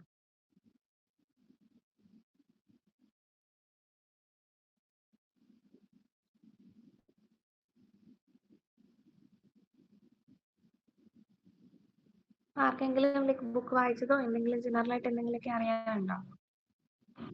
ഹലോ. Hi ma'am. സൗഭാഗ്യ വളരെ രസകരമായിട്ട് തന്നെ പുസ്തകത്തെ കുറിച്ചൊരു വിവരണം നൽകി. അപ്പൊ ജൂലിയ, ഒരുപാട് സന്തോഷം. ഇംഗ്ലീഷ് ലിറ്ററേച്ചർ ആണല്ലോ പഠിച്ചത് അല്ലേ? ഇംഗ്ലീഷ്. അതെ ഇംഗ്ലീഷ്. ഞാനൊരു SNM ഇംഗ്ലീഷ് ടീച്ചറാണ്. അപ്പോ എൻ്റെ ഒരു ചോദ്യം ജൂലിയോടാണ്. അപ്പൊ ഇംഗ്ലീഷ് പഠിച്ചിട്ട് പിന്നെ മലയാളത്തിലേക്ക് ഒരു എഴുത്ത്, അത് സ്വാഭാവികമായിട്ട് വന്ന ഇംഗ്ലീഷിൽ വല്ലതും എഴുതുന്നുണ്ടോ? അല്ലെങ്കിൽ അടുത്ത പുസ്തകം ഇനി ഇംഗ്ലീഷിലായിരിക്കും, അങ്ങനെ വല്ലതും? പിന്നെ ഈ എഴുത്തിന്റെ വഴികളെ കുറിച്ചൊന്ന് പറയാമോ? എങ്ങനെയാണ് ഈ അനുരാഗ ലോല യാത്രയിലേക്ക് എത്തിയത്? ഇതിനു മുമ്പ് കുറിച്ച് വെച്ചത് എല്ലാം കൂടി ചേർത്തിട്ടുള്ളതാണോ? പിന്നെ ഈ ട്രെയിൻ യാത്ര ഞാനും കുറെ ചെയ്തിട്ടുള്ളതാണ്. കോയമ്പത്തൂര് ഞാൻ ഒരു 5 കൊല്ലം വർക്ക് ചെയ്യുമ്പോൾ സ്ഥിരം ട്രെയിനിൽ യാത്ര ചെയ്യായിരുന്നു. അപ്പോൾ അതില് ഒരുപാട് പേരെ ഇങ്ങനെ പരിചയപ്പെടുന്നുണ്ട്. അതൊരു എന്താ പറയാ, ഒരു നോവൽ രൂപത്തിലേക്ക് കൊണ്ടുവരിക എന്ന് പറയുമ്പോൾ കുറെ കാലത്തൊരു ചേർത്ത് വയ്ക്കലായിരിക്കാം അല്ലേ? അപ്പോ ആരുടെങ്കിലും അനുഭവത്തിൽ നിന്ന് ഇൻസ്പയർഡ് ആയിട്ടുള്ളതോ അങ്ങനെയൊക്കെ പലരും വരുമല്ലോ. അപ്പൊ അതിനെക്കുറിച്ച്, അതിന്റെ ഒരു യാത്രയെക്കുറിച്ചും കൂടി ഒന്ന് വിശദീകരിക്കാമോ? Sure ma'am. ഞാൻ ഡിഗ്രി PG ഇംഗ്ലീഷ് ലിറ്ററേച്ചർ ആയിരുന്നു. BA English literature, MA English literature. അപ്പം ഞാൻ ഫസ്റ്റില് ഒരു ഇംഗ്ലീഷ് നോവലാണ് എഴുതിയിരുന്നത്. ഒരു ഇംഗ്ലീഷ് നോവൽ ഉണ്ട് എനിക്ക്, അണ്ടിൽ ഹെർ ലാസ്റ്റ് ബ്രെത്ത് എന്ന് പറയുന്ന ഒരു ഇംഗ്ലീഷ് നോവൽ ഉണ്ട്. അത് ആമസോൺ, ഫ്ലിപ്കാർട്ടിലൊക്കെ അവൈലബിൾ ആണ്. പിന്നെ ഞാനത് കാര്യമായിട്ട് പ്രൊമോട്ട് ചെയ്യാത്ത എന്താന്ന് വെച്ചിട്ടുണ്ടെങ്കിൽ അതിൽ കുറെ എറേഴ്സ് ഉണ്ടായിരുന്നു. അത് പ്രിന്റ് പബ്ലിഷേഴ്സിന്റെ കയ്യിൽ നിന്ന് പറ്റിയൊരു എറർ ആയിരുന്നു. അവരുടെ അടുത്ത് അത് എഡിറ്റ് ചെയ്ത് പുതിയ ഡ്രാഫ്റ്റിലേക്ക് അയക്കണം എന്ന് ഞാൻ പറഞ്ഞിട്ടുണ്ട്. അതിനുശേഷം അത് പ്രൊമോട്ടിലേക്ക് അതൊരു 6 months അല്ല 1 year ആയിട്ടേ ഉള്ളൂ. അത് എഴുതി പബ്ലിഷായി. അത് വായിച്ചവരുടെ കയ്യിൽ നിന്ന് അവരെന്റെ അടുത്ത് പറഞ്ഞത് ഭയങ്കര സ്പെല്ലിംഗ് മിസ്റ്റേക്സാ. റീഡേഴ്സ് പറഞ്ഞത് സ്പെല്ലിംഗ് മിസ്റ്റേക്സ് വായിക്കുമ്പം അറിയില്ല, ആ ഒരു ഫ്ലോയിൽ നമ്മൾ വായിച്ചു പോകും. പക്ഷെ സ്റ്റിൽ ഞാൻ എന്തെങ്കിലും ബുക്ക് കിട്ടി ഞാൻ വായിച്ചു നോക്കുമ്പോൾ കുറെ മിസ്റ്റേക്സ് ഞാൻ കാണുന്നുണ്ട്. അപ്പം നമ്മൾ അറിഞ്ഞുകൊണ്ട് ഒരിക്കലും തെറ്റ് നമ്മൾ പ്രൊമോട്ട് ചെയ്യാൻ പാടില്ലല്ലോ. അതുകൊണ്ടാണ് ഞാനത് പ്രൊമോട്ട് ചെയ്യാതിരുന്നത്. പിന്നെ മലയാളത്തിലോട്ട് വരുവാണെന്നുണ്ടെങ്കിൽ ഞാൻ ചെറുപ്പത്തിൽ എഴുതുമായിരുന്നു. ഞാൻ പറഞ്ഞ പോലെ എസ്സേ കോമ്പറ്റീഷൻസ് അതുപോലുള്ള കോമ്പറ്റീഷൻസിന് പോവായിരുന്നു. പിന്നെ ഞാൻ ക്രിസ്ത്യനാണ്. അപ്പൊ നമുക്ക് പള്ളിയില് ഈ സ്ക്രിപ്റ്റ് എഴുതലൊക്കെ വരുമായിരുന്നു, സ്കിറ്റിനൊക്കെ. അപ്പം ഞാൻ തന്നെ ഇങ്ങനെ കഥകൾ വായിച്ചിട്ട് സ്ക്രിപ്റ്റ് റെഡിയാക്കി കൊടുക്കുമായിരുന്നു. അന്നൊന്നും എനിക്കറിയില്ല ഇങ്ങനെ ഒരു ടാലന്റ് എൻ്റെ ഉണ്ടെന്ന്. വേറെ ആരും ഇല്ലാത്തത് കൊണ്ട് ഏറ്റെടുത്ത് ചെയ്യുന്നതായിരുന്നു. അപ്പോൾ അങ്ങനെയൊക്കെ ചെയ്തു. അത് കഴിഞ്ഞ് കുറെ ചെയ്തു. പിന്നെ PG സമയമായി. PG സമയമായപ്പം നമുക്ക് ടൈം കിട്ടും. ഇഷ്ടംപോലെ ലൈബ്രറി അവേഴ്സ് കിട്ടുന്ന ടൈമിൽ നമ്മൾ ലൈബ്രറി യൂസ് ചെയ്യും. ആ ടൈമിൽ പോയിരുന്ന ഇങ്ങനെ ഒരുപാട് മലയാളം നോവൽസ് വായിച്ചു. ഞാൻ പണ്ട് തൊട്ട് ഒരുപാട് വായിക്കുന്ന അല്ലെങ്കിൽ ഒരുപാട് ബുക്സ് വായിക്കുന്ന ആളൊന്നും ആയിരുന്നില്ല. ക്ലാസിക്സ് വായിക്കുമായിരുന്നു. പിന്നെ ഡിഗ്രി കഴിഞ്ഞു PG കഴിഞ്ഞ സമയത്താണ് ഞാൻ ലൈബ്രറി കൂടുതൽ യൂസ് ചെയ്യാൻ തുടങ്ങിയത്. പിന്നെ ഇപ്പൊ എന്റെ 150+ ബുക്സ് എന്റെ കയ്യിൽ ഇപ്പൊ സ്വന്തമായിട്ടുണ്ട്. ആ ഒരു സമയത്ത് ഒത്തിരി വായിച്ച് ഓരോ സ്റ്റോറി വായിക്കും തോറും എല്ലാം വായിക്കുമായിരുന്നു. പഴയ കാലത്ത് നമ്മുടെ ഇന്ദുലേഖ വായിച്ചിട്ടുണ്ട്. അതുപോലെ തന്നെ ഇപ്പൊ വരുന്ന റാം കെയർ ഓഫ് ആനന്ദി, ഈ എല്ലാ ജോണിലും ഞാൻ വായിച്ചിട്ടുണ്ട്. അപ്പം ഈ സ്റ്റോറീസ് ഒക്കെ വായിക്കുന്ന സമയത്ത് ഞാൻ വിചാരിക്കും നമുക്ക് ഒരെണ്ണം ഡെവലപ്പ് ചെയ്യുകയാണെങ്കിൽ ഇതിലും നല്ലൊരു ത്രെഡ് എന്റെ അടുത്തുണ്ട്. അപ്പോ അത് എന്തുകൊണ്ട് ചെയ്തുകൂടാ എന്നുള്ള രീതിയിലായിരുന്നു ഞാൻ മലയാളം എഴുതി തുടങ്ങി. ഈ അനുരാഗലോലഗാത്ര എഴുതി തുടങ്ങിയ ടൈമിൽ ഇതൊരു ക്രൈം ത്രില്ലർ ആയിട്ടായിരുന്നു എന്റെ മനസ്സിലുണ്ടായിരുന്നത്. പിന്നെ അത് എഴുതി വരുന്ന ടൈമിൽ ഞാൻ ഓർത്തു വേണ്ട, അതിലും കുറച്ചുകൂടെ രസം അല്ലെങ്കിൽ എനിക്ക് കുറച്ചുകൂടെ എന്റെ ഫീലിങ്സ് എക്സ്പ്രസ് ചെയ്യാൻ പറ്റുന്നത് എനിക്കൊരു റൊമാൻറ്റിക് ജേർണലായിരിക്കും. അങ്ങനെയാണ് ഞാനതൊരു റൊമാൻസിലോട്ട് കൊണ്ടുവന്നപ്പോഴും എനിക്ക് സ്റ്റാർട്ടിങ്ങും എൻഡിങ് ഇങ്ങനെ ആവണം എന്നുണ്ട്. പക്ഷെ ഇതിന്റെ ഇടയിൽ ഇങ്ങനെ ഗ്യാപ്പ് ഫില്ല് ചെയ്യും എനിക്ക് അറിയില്ലായിരുന്നു. പിന്നെ ഇരുന്ന് എഴുതിയത് ഒരു എനിക്ക് തോന്നുന്നു ഒരു 4 to 5 months എടുത്ത് എഴുതിയൊരു വർക്കാ. അപ്പൊ ആ ഒരു ടൈമിൽ വീണ്ടും വീണ്ടും ഇത് ഓരോന്ന് ഫില്ല് ചെയ്യുമ്പോഴേക്ക് നമുക്ക് അവിടെ നിന്ന് അടുത്ത ത്രെഡ് കിട്ടും. അപ്പോൾ നമ്മൾ അതിലോട്ട് പോകും. പിന്നെ എനിക്ക് മനസ്സിലായി നമ്മൾ ആദ്യമേ ഞാൻ ബുക്കിലായിരുന്നു എഴുതിക്കൊണ്ടിരുന്നത്. ബുക്കിൽ എഴുതി വീണ്ടും ഞാനത് വേർഡിലോട്ട് മാറ്റുന്ന സമയത്ത് ഞാൻ തന്നെ സ്റ്റോറി മാറ്റുക. ഞാൻ എഴുതുന്ന സമയത്ത് എനിക്ക് മനസ്സിലാവും, ഇതൊരു രസമില്ല, ഇത് ഇങ്ങനെയാണെങ്കിൽ കുറച്ചുകൂടെ ഭംഗിയാവുമല്ലോ. അത് കണ്ടപ്പോൾ ഞാൻ ലാസ്റ്റ് ഇപ്പം നേരെ ഞാൻ വേർഡിൽ ടൈപ്പ് ചെയ്യാൻ തുടങ്ങി. അല്ലെങ്കിൽ എന്റെ സ്റ്റോറിയും എന്റെ മനസ്സിലുള്ള സ്റ്റോറിയും ശരിക്കും രണ്ടായി പോകും എന്ന് വിചാരിച്ചിട്ട് ഞാൻ നേരെ അത് തുടങ്ങി. പിന്നെ ഞാൻ ടൈപ്പ് ചെയ്തു. പിന്നെ ഈ ത്രെഡ്സ് എല്ലാം കൂടെ ചെയ്തു. പിന്നെ ഞാൻ കാലിക്കറ്റാ പഠിച്ചത്. കാലിക്കറ്റ് പഠിക്കുന്ന ടൈമിൽ ഞാൻ കൂടുതലും ട്രെയിനിലാണ് പോയിക്കൊണ്ടിരുന്നത്. അപ്പോൾ ഇതിൽ കണ്ടേക്കുന്ന മിക്ക ലൈഫും എന്റേന്ന് ഞാൻ പറയുന്നില്ല, പക്ഷെ ഞാൻ കണ്ടറിഞ്ഞ അല്ലെങ്കിൽ ഞാൻ എന്റെ കൺമുന്നിലൂടെ എപ്പോഴും കടന്നുപോയ ജീവിതങ്ങളാണ് ഇതിന്റെ അകത്ത് എല്ലാം ഉള്ളത്. ഇപ്പം ഫ്രണ്ട്ഷിപ്പ് ആണെങ്കിലും ലവ് ആണെങ്കിലും ഇതിലൊരു ഗ്രാൻഡ് പേരൻസിന്റെ കാര്യം പറയുന്നുണ്ട്. ഒരു അപ്പച്ചനും ഒരു അമ്മച്ചി, അവരുടെ കാര്യമാണെങ്കിലും ഇതിൽ അതുപോലെ പറയുന്നുണ്ട്. അമ്മച്ചി കൊച്ചിന് വിഷ് ചെയ്യുന്നുണ്ട്. അവർ ആരാന്ന് പോലും അറിയാതെ അതിന്റെ അകത്ത് വിഷ് ചെയ്യുന്നുണ്ട്. മോൾ ആരാ, എന്തിനാ വന്നേന്ന് പോലും അറിയില്ല, പക്ഷെ മോൾ എന്തിനാണോ വന്ന ആ കാര്യം നടക്കട്ടെ. അത് ആക്ച്വലി എനിക്ക് കിട്ടിയൊരു വിഷാ. ഏതോ ഒരു അമ്മച്ചി ഞാൻ ട്രെയിനിൽ യാത്ര ചെയ്യുന്ന സമയത്ത് സംസാരിച്ച് കഴിഞ്ഞപ്പോൾ എന്റെ അടുത്ത് പറഞ്ഞൊരു കാര്യമാണ്. അപ്പൊ വൈ കാണ്ട് ഐ എക്സ്പ്രസ് ദാറ്റ് എന്നുള്ളൊരു തോട്ട് വരുന്ന ടൈമിലാണ് നമുക്കിങ്ങനെ എല്ലാ കാര്യങ്ങളും എന്റെ ജീവിതത്തിൽ A to Z കടന്നുപോയ ആളുകൾ മാത്രമേ ബുക്കിലുള്ളൂ. അല്ലെങ്കിൽ എന്റെ ലൈഫിൽ ഞാൻ അറിഞ്ഞ ആളുകൾ, അല്ലെങ്കിൽ എന്റെ ഫ്രണ്ട്സിന്റെ ലൈഫിൽ അവർ പറഞ്ഞറിഞ്ഞ ആളുകൾ. പിന്നെ ഞാൻ ഇതിൽ ആളുകൾ സംസാരിക്കാൻ പറ്റില്ല. എന്തുകൊണ്ടാണ് അങ്ങനെ ഒരാളെ എടുത്തതെന്ന് വെച്ചിട്ടുണ്ടെങ്കിൽ, ഇപ്പൊ നമുക്കറിയാം നമ്മൾ എന്നും ന്യൂസ് തുറന്നിട്ടുണ്ടെങ്കിൽ ഒന്നെങ്കിൽ ഒരു സ്കൂളിലെ കുട്ടി ഒരാളെ കൊന്നിട്ടുണ്ടാവും, അല്ലെ ഒരു സ്കൂളിലെ കുട്ടി ഒരാളെ റേപ്പ് ചെയ്തിട്ടുണ്ടാവാം, അല്ലെ ഒരു സ്കൂളിലെ കുട്ടി എന്തെങ്കിലും ഡ്രഗ്സിന്റെ കേസിൽ പിടിച്ചിട്ടുണ്ടാവാം. ശരിക്കും പറഞ്ഞിട്ടുണ്ടെങ്കിൽ ഞാൻ പറയുന്നത് എന്റെ ഒരു ഒപ്പീനിയൻ വെച്ചിട്ട് ടീച്ചിങ്ങും പാരന്റിങ്ങും ആണ് ഇനി ഏറ്റവും കൂടുതൽ റിസ്ക് ആയിട്ടുള്ളൊരു പ്രൊഫഷൻ എന്ന് പറയുന്നത്. ഇപ്പൊ ഞാനൊക്കെ ടീച്ചിങ് പ്രാക്ടീസിന് ഇൻഡക്ഷന് പോയപ്പോൾ ഞാൻ പഠിച്ച സ്കൂളിലാണ് പോയത്. പക്ഷെ അവിടുത്തെ ടീച്ചേഴ്സ് പോലെ എന്റെ അടുത്ത് പറഞ്ഞത്, മോളെ ഒന്ന് നിങ്ങൾ നെറ്റ് നോക്കിക്കോ, കോളേജിൽ പൊക്കോ, അല്ലെങ്കിൽ നിങ്ങൾ വേറെ എന്തെങ്കിലും ജോലിക്ക് പൊക്കോ. ഒരു അധ്യാപകൻ വേറൊരു കുട്ടിയുടെ അടുത്ത് ആ ഒരു പ്രൊഫഷൻ പിന്തുടരണ്ട എന്ന് പറയണം എന്നുണ്ടെങ്കിൽ അതിനകത്ത് അത്രയും റിസ്ക് ഉണ്ട്. അപ്പോ ഞാൻ നോക്കിയപ്പം നമുക്ക് ഇപ്പത്തെ ഈ ജനറേഷനിലുള്ള, അതായത് ഇപ്പത്തെ സ്കൂളിലുള്ള കുട്ടികൾക്ക് ചിലപ്പോൾ എന്റെ ബുക്ക് വായിച്ചാൽ ഡൈജസ്റ്റ് ആവണം എന്നില്ല. കാരണം അവര് സിറ്റുവേഷൻഷിപ്സ് ആയിട്ടും അല്ലെങ്കിൽ ഒരുപാട് ഷിപ്സ് ഉണ്ടല്ലോ ഇപ്പൊ, അങ്ങനെ എന്തിലേലും ഒക്കെ ആയിട്ട് അവർ പോകുന്നവരായിരിക്കാം. ഇപ്പൊ ഞാൻ ടീച്ചിങ് പ്രാക്ടീസിന് പോകുന്ന ക്ലാസ്സിൽ റിലേഷൻഷിപ്പ് ഇല്ലാത്ത കുട്ടികളില്ല, 7ലും 6ലും 5ലും ഒക്കെ. അപ്പോ ഇവർക്ക് ഇത് എന്താണെന്നോ എങ്ങനെയാണെന്നോ ഒന്നും അറിയില്ല. അതുപോലെ ഇതൊക്കെ ചിലപ്പോ ഇപ്പൊ നോക്കും. അതുപോലെ നമുക്ക് ഈ എന്താ നമ്മള് ആസിഡ് അറ്റാക്സ് കാണുന്നുണ്ട്. അതുപോലെ കഴിഞ്ഞ ദിവസം നമ്മൾ കണ്ടു ഒരു വീട്ടിലെല്ലാവരെയും ഇങ്ങനെ കൊല്ലുന്ന കാര്യങ്ങൾ കാണുന്നുണ്ട്. അതിന്റെ അകത്തും കാമുകിനെ കൊല്ലുന്ന കാര്യങ്ങൾ. പക്ഷെ ഇതൊക്കെ നമ്മൾ ഒരിക്കലും ഒരാളുടെ അടുത്ത് ഒരു സ്നേഹം ഉണ്ടെങ്കിൽ നമ്മൾ ചെയ്യില്ല. സ്നേഹത്തിന്റെ പുറത്ത് ഒരിക്കലും നമ്മൾ ഒരാളെ ഉപദ്രവിക്കില്ല. ഒരാളെ കൊന്നിട്ട് എനിക്ക് ഇതിനോട് ഭയങ്കര സ്നേഹമായിരുന്നു എന്ന് പറഞ്ഞിട്ട് കാര്യമില്ല. മാധവിക്കുട്ടി പറയുന്നുണ്ടല്ലോ, സ്നേഹമാണെങ്കിൽ സ്നേഹമാണെങ്കിൽ അതെനിക്ക് പ്രകടമായി തന്നെ വേണം. അല്ലാതെ ഞാൻ മരിച്ച് എന്റെ കല്ലറയിൽ കൊണ്ട് പൂ വെച്ചിട്ട് എനിക്ക് ഇതിനെ ഒത്തിരി ഇഷ്ടമാണെന്ന് പറഞ്ഞിട്ടുണ്ടെങ്കിൽ ഒരു കഥയില്ല. അപ്പോ അങ്ങനെ വരുന്ന ഒരു സിറ്റുവേഷനിൽ എനിക്ക് എന്റെ ഏക ലക്ഷ്യം എന്ന് പറഞ്ഞിട്ടുണ്ടെങ്കിൽ ആരെങ്കിലൊക്കെ മനസ്സിലാക്കുക, ഇങ്ങനെയുള്ള ഒരു സ്നേഹം ഉണ്ട്. നമ്മൾ കാത്തിരുന്നാലും നമുക്ക് ഇഷ്ടമുള്ള ഒരാളാണെങ്കിൽ നമുക്ക് കാത്തിരിക്കും. അല്ലാതെ എന്ത് സിറ്റുവേഷൻ വന്നാലും ചെറിയൊരു സിറ്റുവേഷൻ വന്നാൽ ഇപ്പൊ ബ്രേക്കപ്പ് ചെയ്ത് പോകുന്നവരുണ്ട്, അല്ലെങ്കിൽ ഇപ്പം വിദേശത്ത് ഒരു ജോലി കിട്ടിയ ചിലപ്പോൾ നാട്ടിലുള്ള ആൾ ഇട്ടിട്ട് പോകുന്നവരുണ്ട്. അപ്പൊ അങ്ങനൊന്നും വരാതെ നമ്മള് ആ ഒരു സ്നേഹത്തെ, ആ ഒരു പ്യൂർ ആയിട്ടുള്ള ലവിനെ പ്രൊജക്ട് ചെയ്യാന്നുള്ളൂ. അതിപ്പം ജാതി ആണെങ്കിലും മതമാണെങ്കിലും റിലീജിയൻ ആണെങ്കിലും ഞാൻ അതുകൊണ്ടാണ് എല്ലാ രീതിയിലും ഓപ്പോസിറ്റ് എടുത്തത്. എല്ലാ രീതിയിലും അതുകൊണ്ടാണ് ഇവര് തമ്മിൽ ചേരില്ല എന്നുള്ള കാര്യം എല്ലാ രീതിയിലും ഓക്കെ ആയിരുന്നു. അത് എവിഡന്റ് ആണ്, ഇവർക്ക് ചേരാൻ പറ്റില്ല. റിലീജിയൻ ആണ്, പ്രത്യേകിച്ച് സംസാരിക്കാത്ത ഒരാള്. സെയിം ലാംഗ്വേജ് ആണെങ്കിൽ പിന്നെ ഓർക്കാം. ഒട്ടും വേറെ ഒരു ലാംഗ്വേജ് ഉള്ള ഒരാളോട് നമുക്ക് ഒരു തരത്തിലും കമ്മ്യൂണിക്കേറ്റ് ചെയ്യാൻ പറ്റുന്നില്ല. അപ്പം നമ്മുടെ ഈ ബുക്കിൽ പറയുന്നുണ്ട് ഭാഷ മാത്രമാണോ സ്നേഹം പ്രകടമാക്കാൻ പറ്റുന്നത്? ഒരിക്കലും അല്ല. അത് നമുക്ക് എന്തൊക്കെ ഒരു ബൗണ്ടറീസ് ഉണ്ടെങ്കിലും നമ്മൾ അതിനെ ഓവർകം ചെയ്യണം എന്നുള്ള കാര്യം മാത്രമേ ഞാൻ ഇതിൽ ഉദ്ദേശിക്കുന്നുള്ളൂ. അപ്പം ഇതിലെ 2 ക്യാരക്ടേഴ്സും, ഇപ്പം ചാരു ആണെങ്കിലും ജിത്തു ആണെങ്കിലും അതിന്റെ ആ ഒരു എക്സ്ട്രീമിലോട്ട് പോകാൻ ഇഷ്ടമുള്ളവരാ. നമ്മൾ സ്നേഹിക്കുന്ന ഒരാള് സ്നേഹിക്കപ്പെടുന്നുണ്ടെന്ന് ഉറപ്പുവരുത്താൻ നമ്മളാ. ഇപ്പൊ ഏത് റിലേഷൻ ആണെങ്കിലും, അച്ഛനാണെങ്കിലും അമ്മയാണെങ്കിലും മക്കളാണെങ്കിലും സഹോദരങ്ങളാണെങ്കിലും ഭാര്യയാണെങ്കിലും ഭർത്താവാണെങ്കിലും, നമ്മുടെ കൂടെയുള്ള ഒരാൾ സ്നേഹിക്കപ്പെടുന്നുണ്ട്, അതായത് നമ്മൾ അവരെ സ്നേഹിക്കുന്നുണ്ടെന്ന് അവർക്ക് ഉറപ്പ് വേണം. അല്ലാതെ ഓക്കെ എനിക്ക് ഇതൊക്കെയാ ഇഷ്ടം, ഞാൻ സ്നേഹം പ്രകടിപ്പിക്കാത്ത ഒരാളാ, പക്ഷെ മറ്റൊരാൾക്ക് സ്നേഹം പ്രകടിപ്പിക്കുന്നതായിരിക്കും ഇഷ്ടം. അപ്പൊ നമ്മൾ അവർക്ക് വേണ്ടിയിട്ട് മാറണം. അല്ലാതെ അവര് ഓക്കെ ഇയാൾ എന്തായാലും സ്നേഹം പ്രകടിപ്പിക്കില്ല, അപ്പൊ എനിക്കത് അർഹിക്കുന്നില്ല, അപ്പൊ ഞാൻ സ്നേഹം പ്രകടിപ്പിക്കുന്ന ഒരാളുടെ അടുത്തോട്ട് പോകും. അത് അവിടെ വരരുത്. അതിന് പകരമായിട്ട് നമ്മൾ നമ്മുടെ പേരൻസിനെ കണ്ടുപിടിക്കുക. അപ്പം പേരൻസ് വീട്ടിൽ എങ്ങനെയാണോ അത് കണ്ടാ പഠിക്കാം. ഇപ്പൊ നമ്മുടെ ക്യാരക്ടറിലെ ചാരുവിന്റെ പേരൻസിന്റെ അമ്മയ്ക്ക് പേടി അച്ഛനടുത്ത് മിണ്ടാൻ. അമ്മയ്ക്ക് പേടി അച്ഛനടുത്ത് ഒരു കാര്യം പറയും. മകളെ കുറിച്ചിട്ട് വേറൊരാൾ വന്ന് വീട്ടിൽ പറയുമ്പോഴും അപ്പോഴാണ് അമ്മ ആദ്യമായിട്ട് അച്ഛനടുത്ത് എതിര് സംസാരിക്കുന്നത്. എന്നിട്ടും അത് സത്യമാവുമ്പം അമ്മയുടെ ചങ്ക് പിടയുന്നുണ്ട്. ലൈക് ഞാൻ അത്രയും ഇതായിട്ട് ഞാൻ നിന്നോട് പറഞ്ഞിട്ട് അല്ലെങ്കിൽ അവരുടെ അടുത്ത് ഞാൻ സപ്പോർട്ട് ചെയ്തിട്ട് പോലും നീ അല്ലാതെ അമ്മയാണ് അവിടെ കരയുന്നത്. അവിടെ അച്ഛനൊന്നും പറയുന്നില്ല, അച്ഛൻ അടിക്കുന്നില്ല, അച്ഛനെ ഉപദ്രവിക്കുന്നില്ല, ഒന്നും ചെയ്യുന്നില്ല. പക്ഷെ ആദ്യം അവിടെ അമ്മയാണ് റിയാക്ട് ചെയ്യുന്നത്.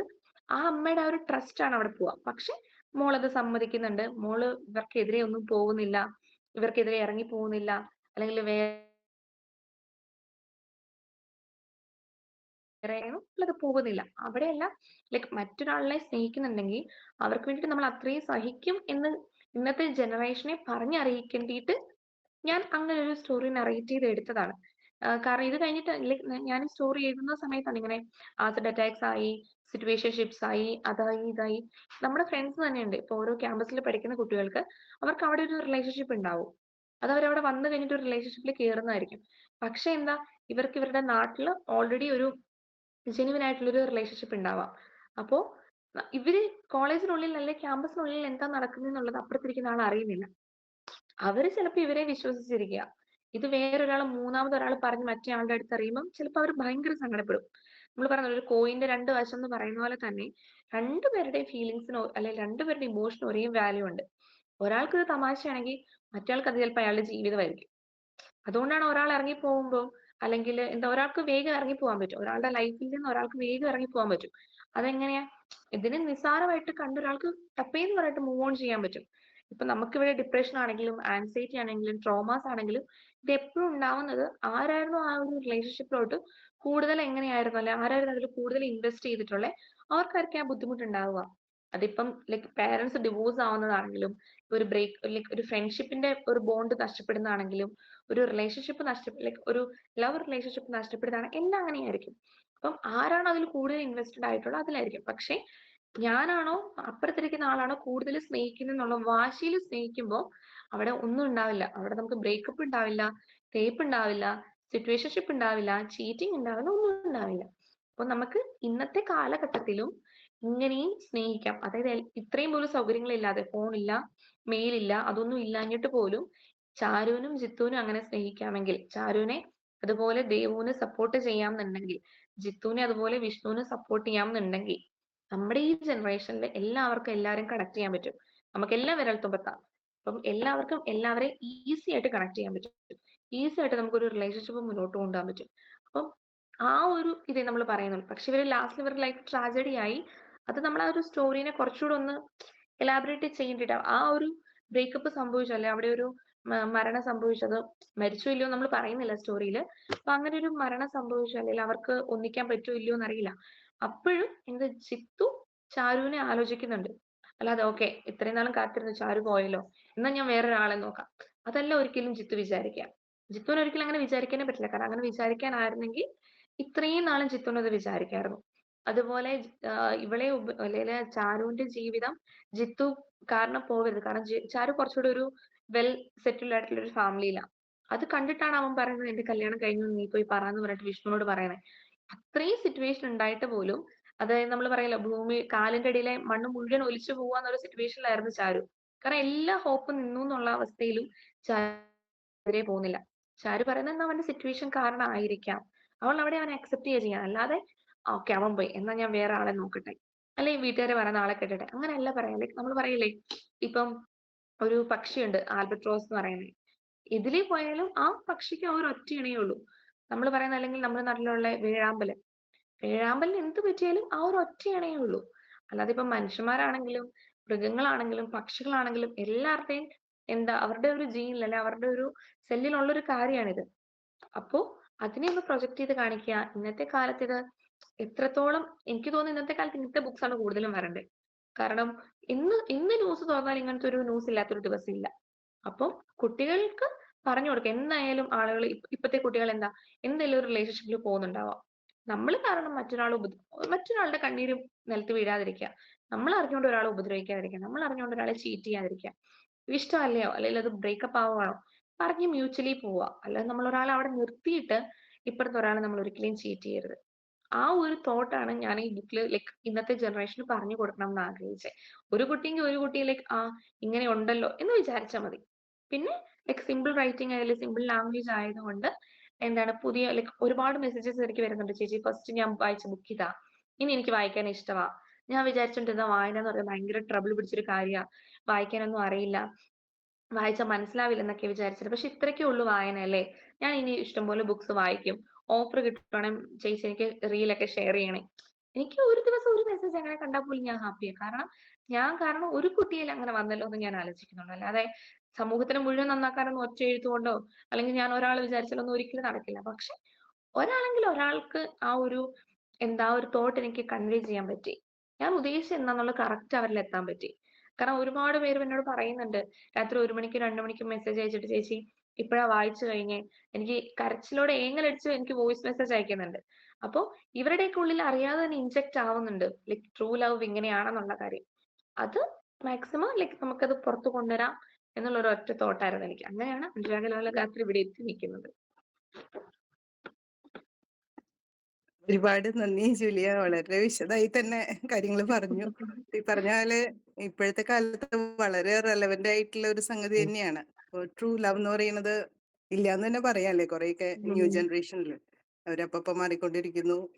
ഇന്നത്തെ ആളല്ല നാളെ ഈ പറഞ്ഞ പോലെ സെക്കൻഡ് കണക്കിന് ഇങ്ങനെ മാറ്റങ്ങൾ വന്നുകൊണ്ടിരിക്കുകയാണ്. പിന്നെ ഒരാളില്ലെങ്കിൽ അപ്പൊ അയാളെ തീർക്കുക, അത് വളരെ പ്രസക്തമായിട്ടുള്ള ഒരു സംഗതിയാണ്. അപ്പൊ കൂടുതൽ കുട്ടികൾ ഇതൊക്കെ വായിച്ച്, പ്രത്യേകിച്ചും നിങ്ങളൊക്കെ ടീച്ചേഴ്സൊക്കെ പോകുമ്പോ കുട്ടികളിലേക്ക് ഈ വക ചിന്തകളൊക്കെ കടത്തിവിടാനും സാധിക്കട്ടെ. ഇനി അടുത്തൊരു പ്രൊജക്റ്റിലേക്ക് ഇപ്പൊ നടന്നുകൊണ്ടിരിക്കുന്നുണ്ടാവും അല്ലേ, അടുത്ത വർക്ക്? ഞാൻ ഇപ്പൊ ഒരു ട്രാൻസ്ലേഷൻ നടത്തി, ഒരു ബുക്ക് ട്രാൻസ്ലേറ്റ് ചെയ്യാനുണ്ട്. അത് ട്രാൻസ്ലേറ്റ് ചെയ്തോണ്ടിരിക്കുക. അതിനുശേഷം വർക്ക് കംപ്ലീറ്റ് സ്റ്റാർട്ട് ചെയ്ത് വെച്ചിട്ടുണ്ട്. ഇപ്പോഴായിരുന്നു ട്രാൻസ്ലേഷന്റെ വർക്ക് വന്നത്. അപ്പൊ അത് കംപ്ലീറ്റ് ആക്കിയിട്ട് പിന്നെ BEd മാമിന് അറിയാലോ, നമുക്ക് ഭയങ്കര ടൈറ്റ് ആണല്ലോ. ഓക്കെ. ആരുടെയാണ് ട്രാൻസ്ലേഷൻ ചെയ്യുന്നത്? ട്രാൻസ്ലേഷൻ ഒരു അമേരിക്കൻ മലയാളിയാ. പുള്ളിക്കാരൻ മലയാളത്തിൽ എഴുതിയ ഓക്കെ വർക്ക് ഇംഗ്ലീഷിലോട്ട് ട്രാൻസ്ലേറ്റ് ചെയ്ത് കൊടുക്കാം. ഓക്കെ. അത്യാവശ്യം നല്ല പണിയാണ്. ഞാൻ ചെറിയൊരു കവിത ട്രാൻസ്ലേറ്റ് ചെയ്തിട്ടുണ്ട്, അതെന്തറിയാം. നല്ല പണി. ഇത് ഒരു 150 പേജസ് ഉള്ളതാ. അപ്പം അത് ഓരോ വേർഡ്സ് ഇരുന്ന് മാറ്റാന്ന് പറയുമ്പോ കുറച്ച് ടാസ്കാ. അപ്പൊ എല്ലാ മേഖലകളിലും പറഞ്ഞ ഇംഗ്ലീഷ് മലയാളം ട്രാൻസ്ലേഷൻ അല്ലേ, എല്ലാ മേഖലകളിലേക്കും ഉയർന്നു വരാൻ സാധിക്കട്ടെ. എല്ലാവിധ ആശംസകളും. ബാക്കി താങ്ക് യു. കുട്ടികൾക്കൊക്കെ സംശയങ്ങൾ ഉണ്ടാവാം, അപ്പൊ അവര് ചോദിക്കും. Thank you so much.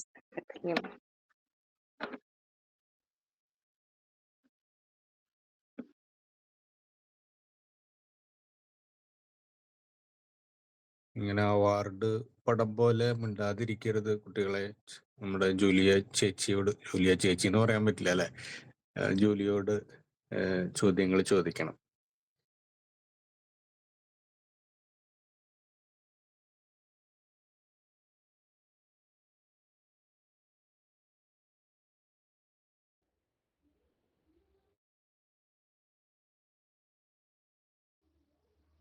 കേൾക്കണ്ടോ? കേൾക്കാം. ഈ പുസ്തകം എഴുതുമ്പോ ഇങ്ങനെ ഇന്ന പുസ്തകം ഇപ്പൊ എല്ലാം ഇങ്ങനെ എഴുതണം എന്നുള്ള രീതിയിൽ എന്തെങ്കിലും റെഫറൻസ് പോലെ ഉണ്ടായിരുന്നു ഏതെങ്കിലും പുസ്തകം? ഹലോ, കേൾക്കണ്ടോ? കേട്ടെ. ഇല്ല. ലൈക്ക് നമുക്ക് ഒരിക്കലും റെഫറൻസ് വെക്കാൻ പറ്റില്ലല്ലോ. നമുക്ക് എന്താ പറയാ, നമുക്ക് ഇൻസ്പിറേഷൻ ഉണ്ടാവാം. അതായിരിക്കും കറക്റ്റ് വേർഡ്. നമുക്ക് ഒരിക്കലും ഒരു ബുക്കിനെ നമുക്ക് റെഫർ ചെയ്തിട്ട് നമുക്ക് സ്വന്തമായിട്ട് എഴുതാൻ പറ്റില്ല. റെഫർ ചെയ്തിട്ടുണ്ടെങ്കിൽ നമ്മുടെ അതൊരു നമ്മുടെ വർക്കാന്ന് നമുക്ക് പറയാൻ പറ്റില്ലല്ലോ. അപ്പോ എനിക്ക് ഇൻസ്പിറേഷൻ ഉണ്ടായിരുന്നു, ഡെഫിനറ്റ്ലി ഇൻസ്പിറേഷൻസ് ഉണ്ടായിരുന്നു. പക്ഷെ ലൈക്ക് സ്റ്റാർട്ടിങ് ഇതാവണം, എൻഡിങ് ഇതാവണം എന്നുള്ള ഒരു, ഞാൻ പറഞ്ഞല്ലോ, ആ ഒരു ത്രെഡ് മാത്രമേ ഉണ്ടായിരുന്നുള്ളൂ. പക്ഷെ ഇതെങ്ങനെ ഫില്ല് ചെയ്യണം, അല്ലെങ്കിൽ ഇതിൽ എന്തൊക്കെ ഇൻക്ലൂഡ് ചെയ്യണം എന്നുള്ള കാര്യം അറിയില്ലായിരുന്നു. പിന്നെ ട്രസ്റ്റ് മീ, നമ്മൾ എഴുതി തുടങ്ങുമ്പോൾ ഉള്ളൊരു വർക്ക് ആവില്ല നമ്മൾ പെൻ ഡൗൺ ചെയ്യുന്ന ടൈമിൽ, ദ എൻഡ് എന്ന് എഴുതുന്ന ടൈമിൽ ഒരിക്കലും നമ്മുടെ മൈൻഡിൽ ഉണ്ടായിരുന്ന ഒരു സ്റ്റോറി ആവില്ലത്. നമ്മൾ അതിന് ഒരുപാട് മാറിപ്പോവും, ഒരുപാട് ഡീവിയേഷൻസ് വരും. നമ്മൾ ഇതിലോട്ട് ആയി കഴിയുമ്പോൾ നമ്മുടെ തോട്ട് പ്രോസസ്സ് ഫുള്ള് ബുക്കിലായിരിക്കും, നമ്മൾ ആ നറേറ്റ് ചെയ്യുന്ന സ്റ്റോറിയിലായിരിക്കും. അപ്പോൾ നമുക്ക് റെഫറൻസ് ഉണ്ടാവില്ല. ലൈക്ക് നമുക്ക് ഇങ്ങനെയൊക്കെ പറയാം, ഓക്കെ ഇന്ന ആളുടെ റൈറ്റിംഗ് സ്റ്റൈലിൽ നമുക്ക് ഇൻസ്പയർ ആവാം.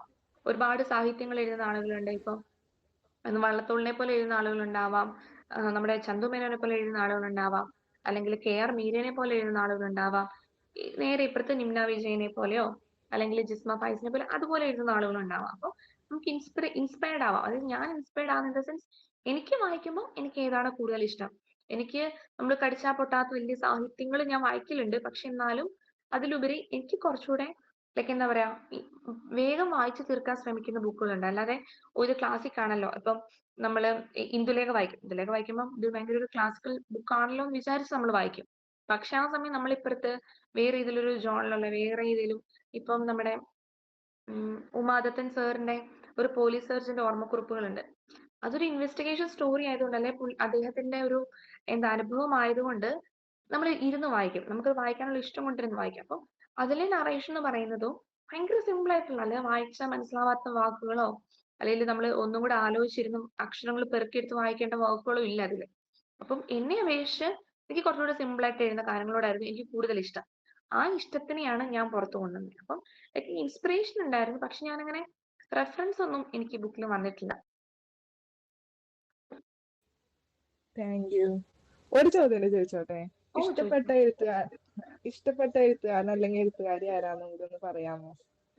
എങ്ങനെയുള്ള എനിക്കങ്ങനെ പുസ്തകങ്ങൾ വായിക്കാൻ എനിക്കങ്ങനെ ഇഷ്ടപ്പെട്ട എഴുത്തുകാരനല്ല, ഇഷ്ടപ്പെട്ട എഴുത്തുകാരെന്നല്ല. ഞാൻ കൂടുതലും ക്രൈം ത്രില്ലേഴ്സ് ആണ് ഞാൻ വായിക്കലുള്ളത്. അഗാഥ ക്രിസ്റ്റിയുടെ വർക്ക്സ് ഇഷ്ടമാണ്. പിന്നെ മലയാളത്തിലാണെങ്കിലും എന്താ പറയാ, ഞാൻ എല്ലാം വായിക്കും. എനിക്കൊരു പീസ് പേപ്പർ കിട്ടിയാലും ഞാൻ വായിക്കും, ഒരു നോട്ടീസ് കിട്ടിയാലും വായിക്കും, ഒരു പത്രം കിട്ടിയാലും വായിക്കും, എല്ലാം ഞാൻ വായിക്കും. പിന്നെ എനിക്ക് കുറച്ചുകൂടി ഇഷ്ടം എന്ന് പറയുന്നത് ക്രൈം ത്രില്ലേഴ്സ് ആണ്. പിന്നെ ഡെഫിനറ്റ്ലി എനിക്ക് സിനിമാറ്റിക് നോവൽസ് ഇഷ്ടമാണ്.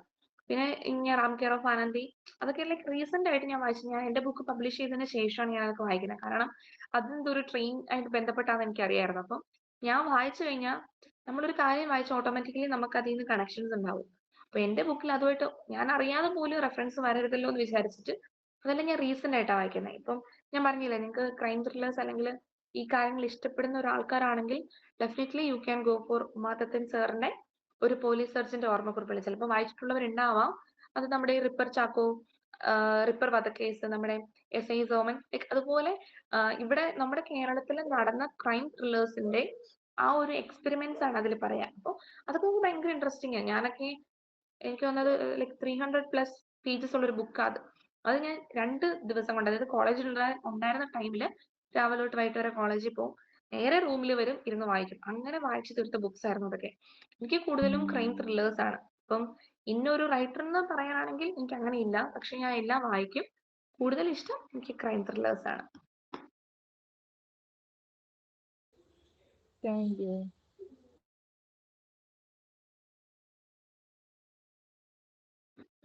ഞങ്ങളുടെ കോളേജ് മാഗസിൻ എഡിറ്ററും കൂടിയാണ് കേട്ടോ ഇപ്പൊ സംസാരിച്ച ലിഖിത.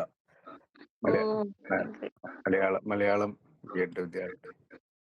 ഇങ്ങനെ ജൂലിയക്ക് ഇങ്ങനെ ഒരു മൈൻഡ് സെറ്റ് അല്ലെങ്കിൽ ഒരു തോട്ട് പ്രോസസ് അല്ലെങ്കിൽ റീഡിങ് ഹാബിറ്റ് ഇതിങ്ങനെ രൂപീകരിച്ചതിനൊരു കാരണമുണ്ടോ സ്വന്തം ലൈഫിൽ നിന്ന് പറയാൻ?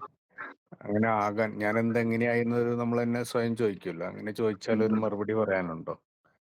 അങ്ങനെ ചോദിച്ചിട്ടുണ്ടെങ്കിൽ ഞാൻ പറഞ്ഞില്ല, ഞാൻ സ്കൂൾ സമയത്തൊക്കെ ഇങ്ങനെ കോമ്പറ്റീഷൻസ് ഒക്കെ എഴുതുമായിരുന്നു. അല്ലാതെ എനിക്കങ്ങനെ എന്റെ പാരന്റ്സ് റൈറ്റേഴ്സ് അല്ല, എന്റെ ഫാമിലിയിലും ആരുമില്ല.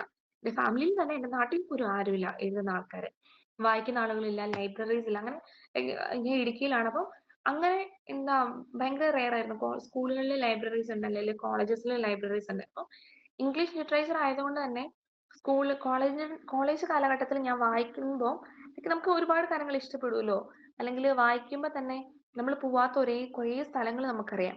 ഇപ്പം എന്റെ അൻറ്റഗലോലകാത്തിൽ വായിച്ച ഉത്തരാഖണ്ഡിനെ കുറിച്ച് നമുക്കൊരു ചെറിയൊരു ഐഡിയ കിട്ടും.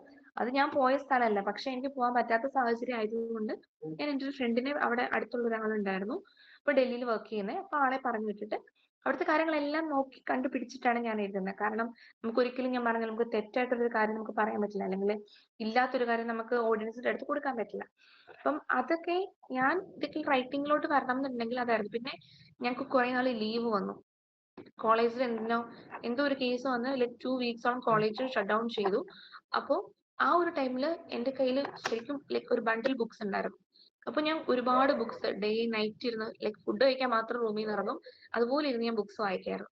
അപ്പൊ ബുക്സ് വായിച്ചതിന് ശേഷമാണ് ഞാൻ ജസ്റ്റ് നമുക്കൊന്ന് പെൻ ഡൗൺ ചെയ്യാമെന്ന് പറഞ്ഞിട്ട് ഇങ്ങനെ ഓരോ തോട്ട്സ് ഒക്കെ എഴുതി വെക്കും.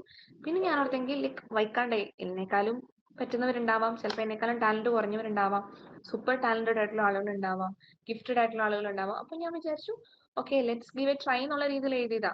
അപ്പോഴും ഞാൻ എന്റെ ബുക്സ് ഞാൻ പ്രൊമോട്ട് ചെയ്തിട്ടുണ്ടായിരുന്നില്ല. സ്റ്റാർട്ടിങ്ങിൽ ഒന്നും ഞാൻ പ്രൊമോട്ട് ചെയ്തില്ല.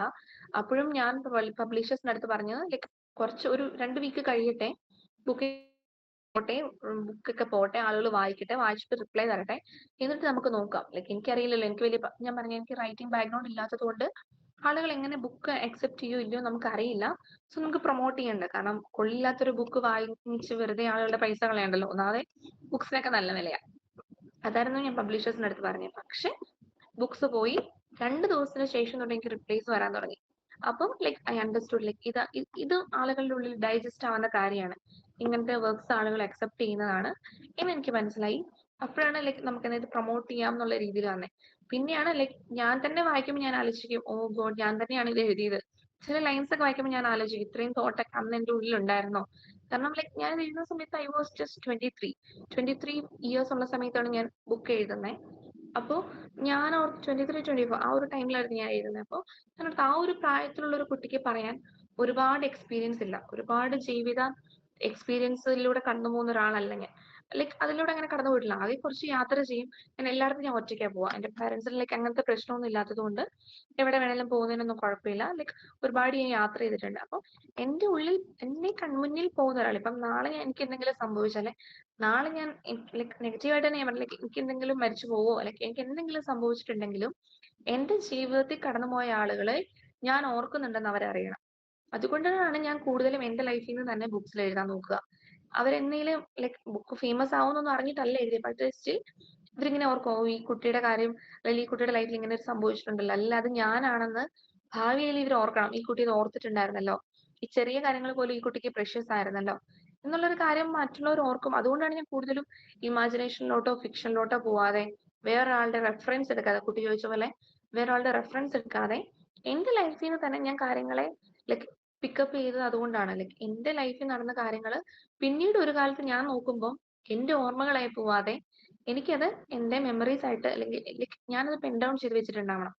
എന്റെ ലൈഫിൽ എല്ലാം എന്റെ ലൈഫിൽ നടന്ന കാര്യങ്ങളാണെന്നല്ല, എന്നിരുന്നാലും നമ്മുടെ ലൈഫിൽ നല്ലതും ചീത്തയായിട്ടുള്ള ഒരുപാട് കാര്യങ്ങൾ കടന്നു പോകും. അപ്പം അതിലെന്തെങ്കിലുമൊക്കെ നോട്ട് ഡൗൺ ചെയ്യണം എന്നുണ്ടായിരുന്നു. അപ്പോൾ ഞാൻ ഡയറിയിൽ നോട്ട് ഡൗൺ ചെയ്യും. പക്ഷെ അതെങ്ങനെ ഇതിൽ കോർത്തെടുക്കും എന്ന് എനിക്കറിയില്ലായിരുന്നു. ഞാൻ സാറിന്റെ അടുത്ത് പറഞ്ഞ ലൈക്ക് സ്റ്റാർട്ടിങ്ങും എൻഡിങ്ങും മാത്രമേ എന്റെ കയ്യിൽ ഉണ്ടായിരുന്നുള്ളൂ ഞാൻ എഴുതി തുടങ്ങുന്ന ടൈമിൽ.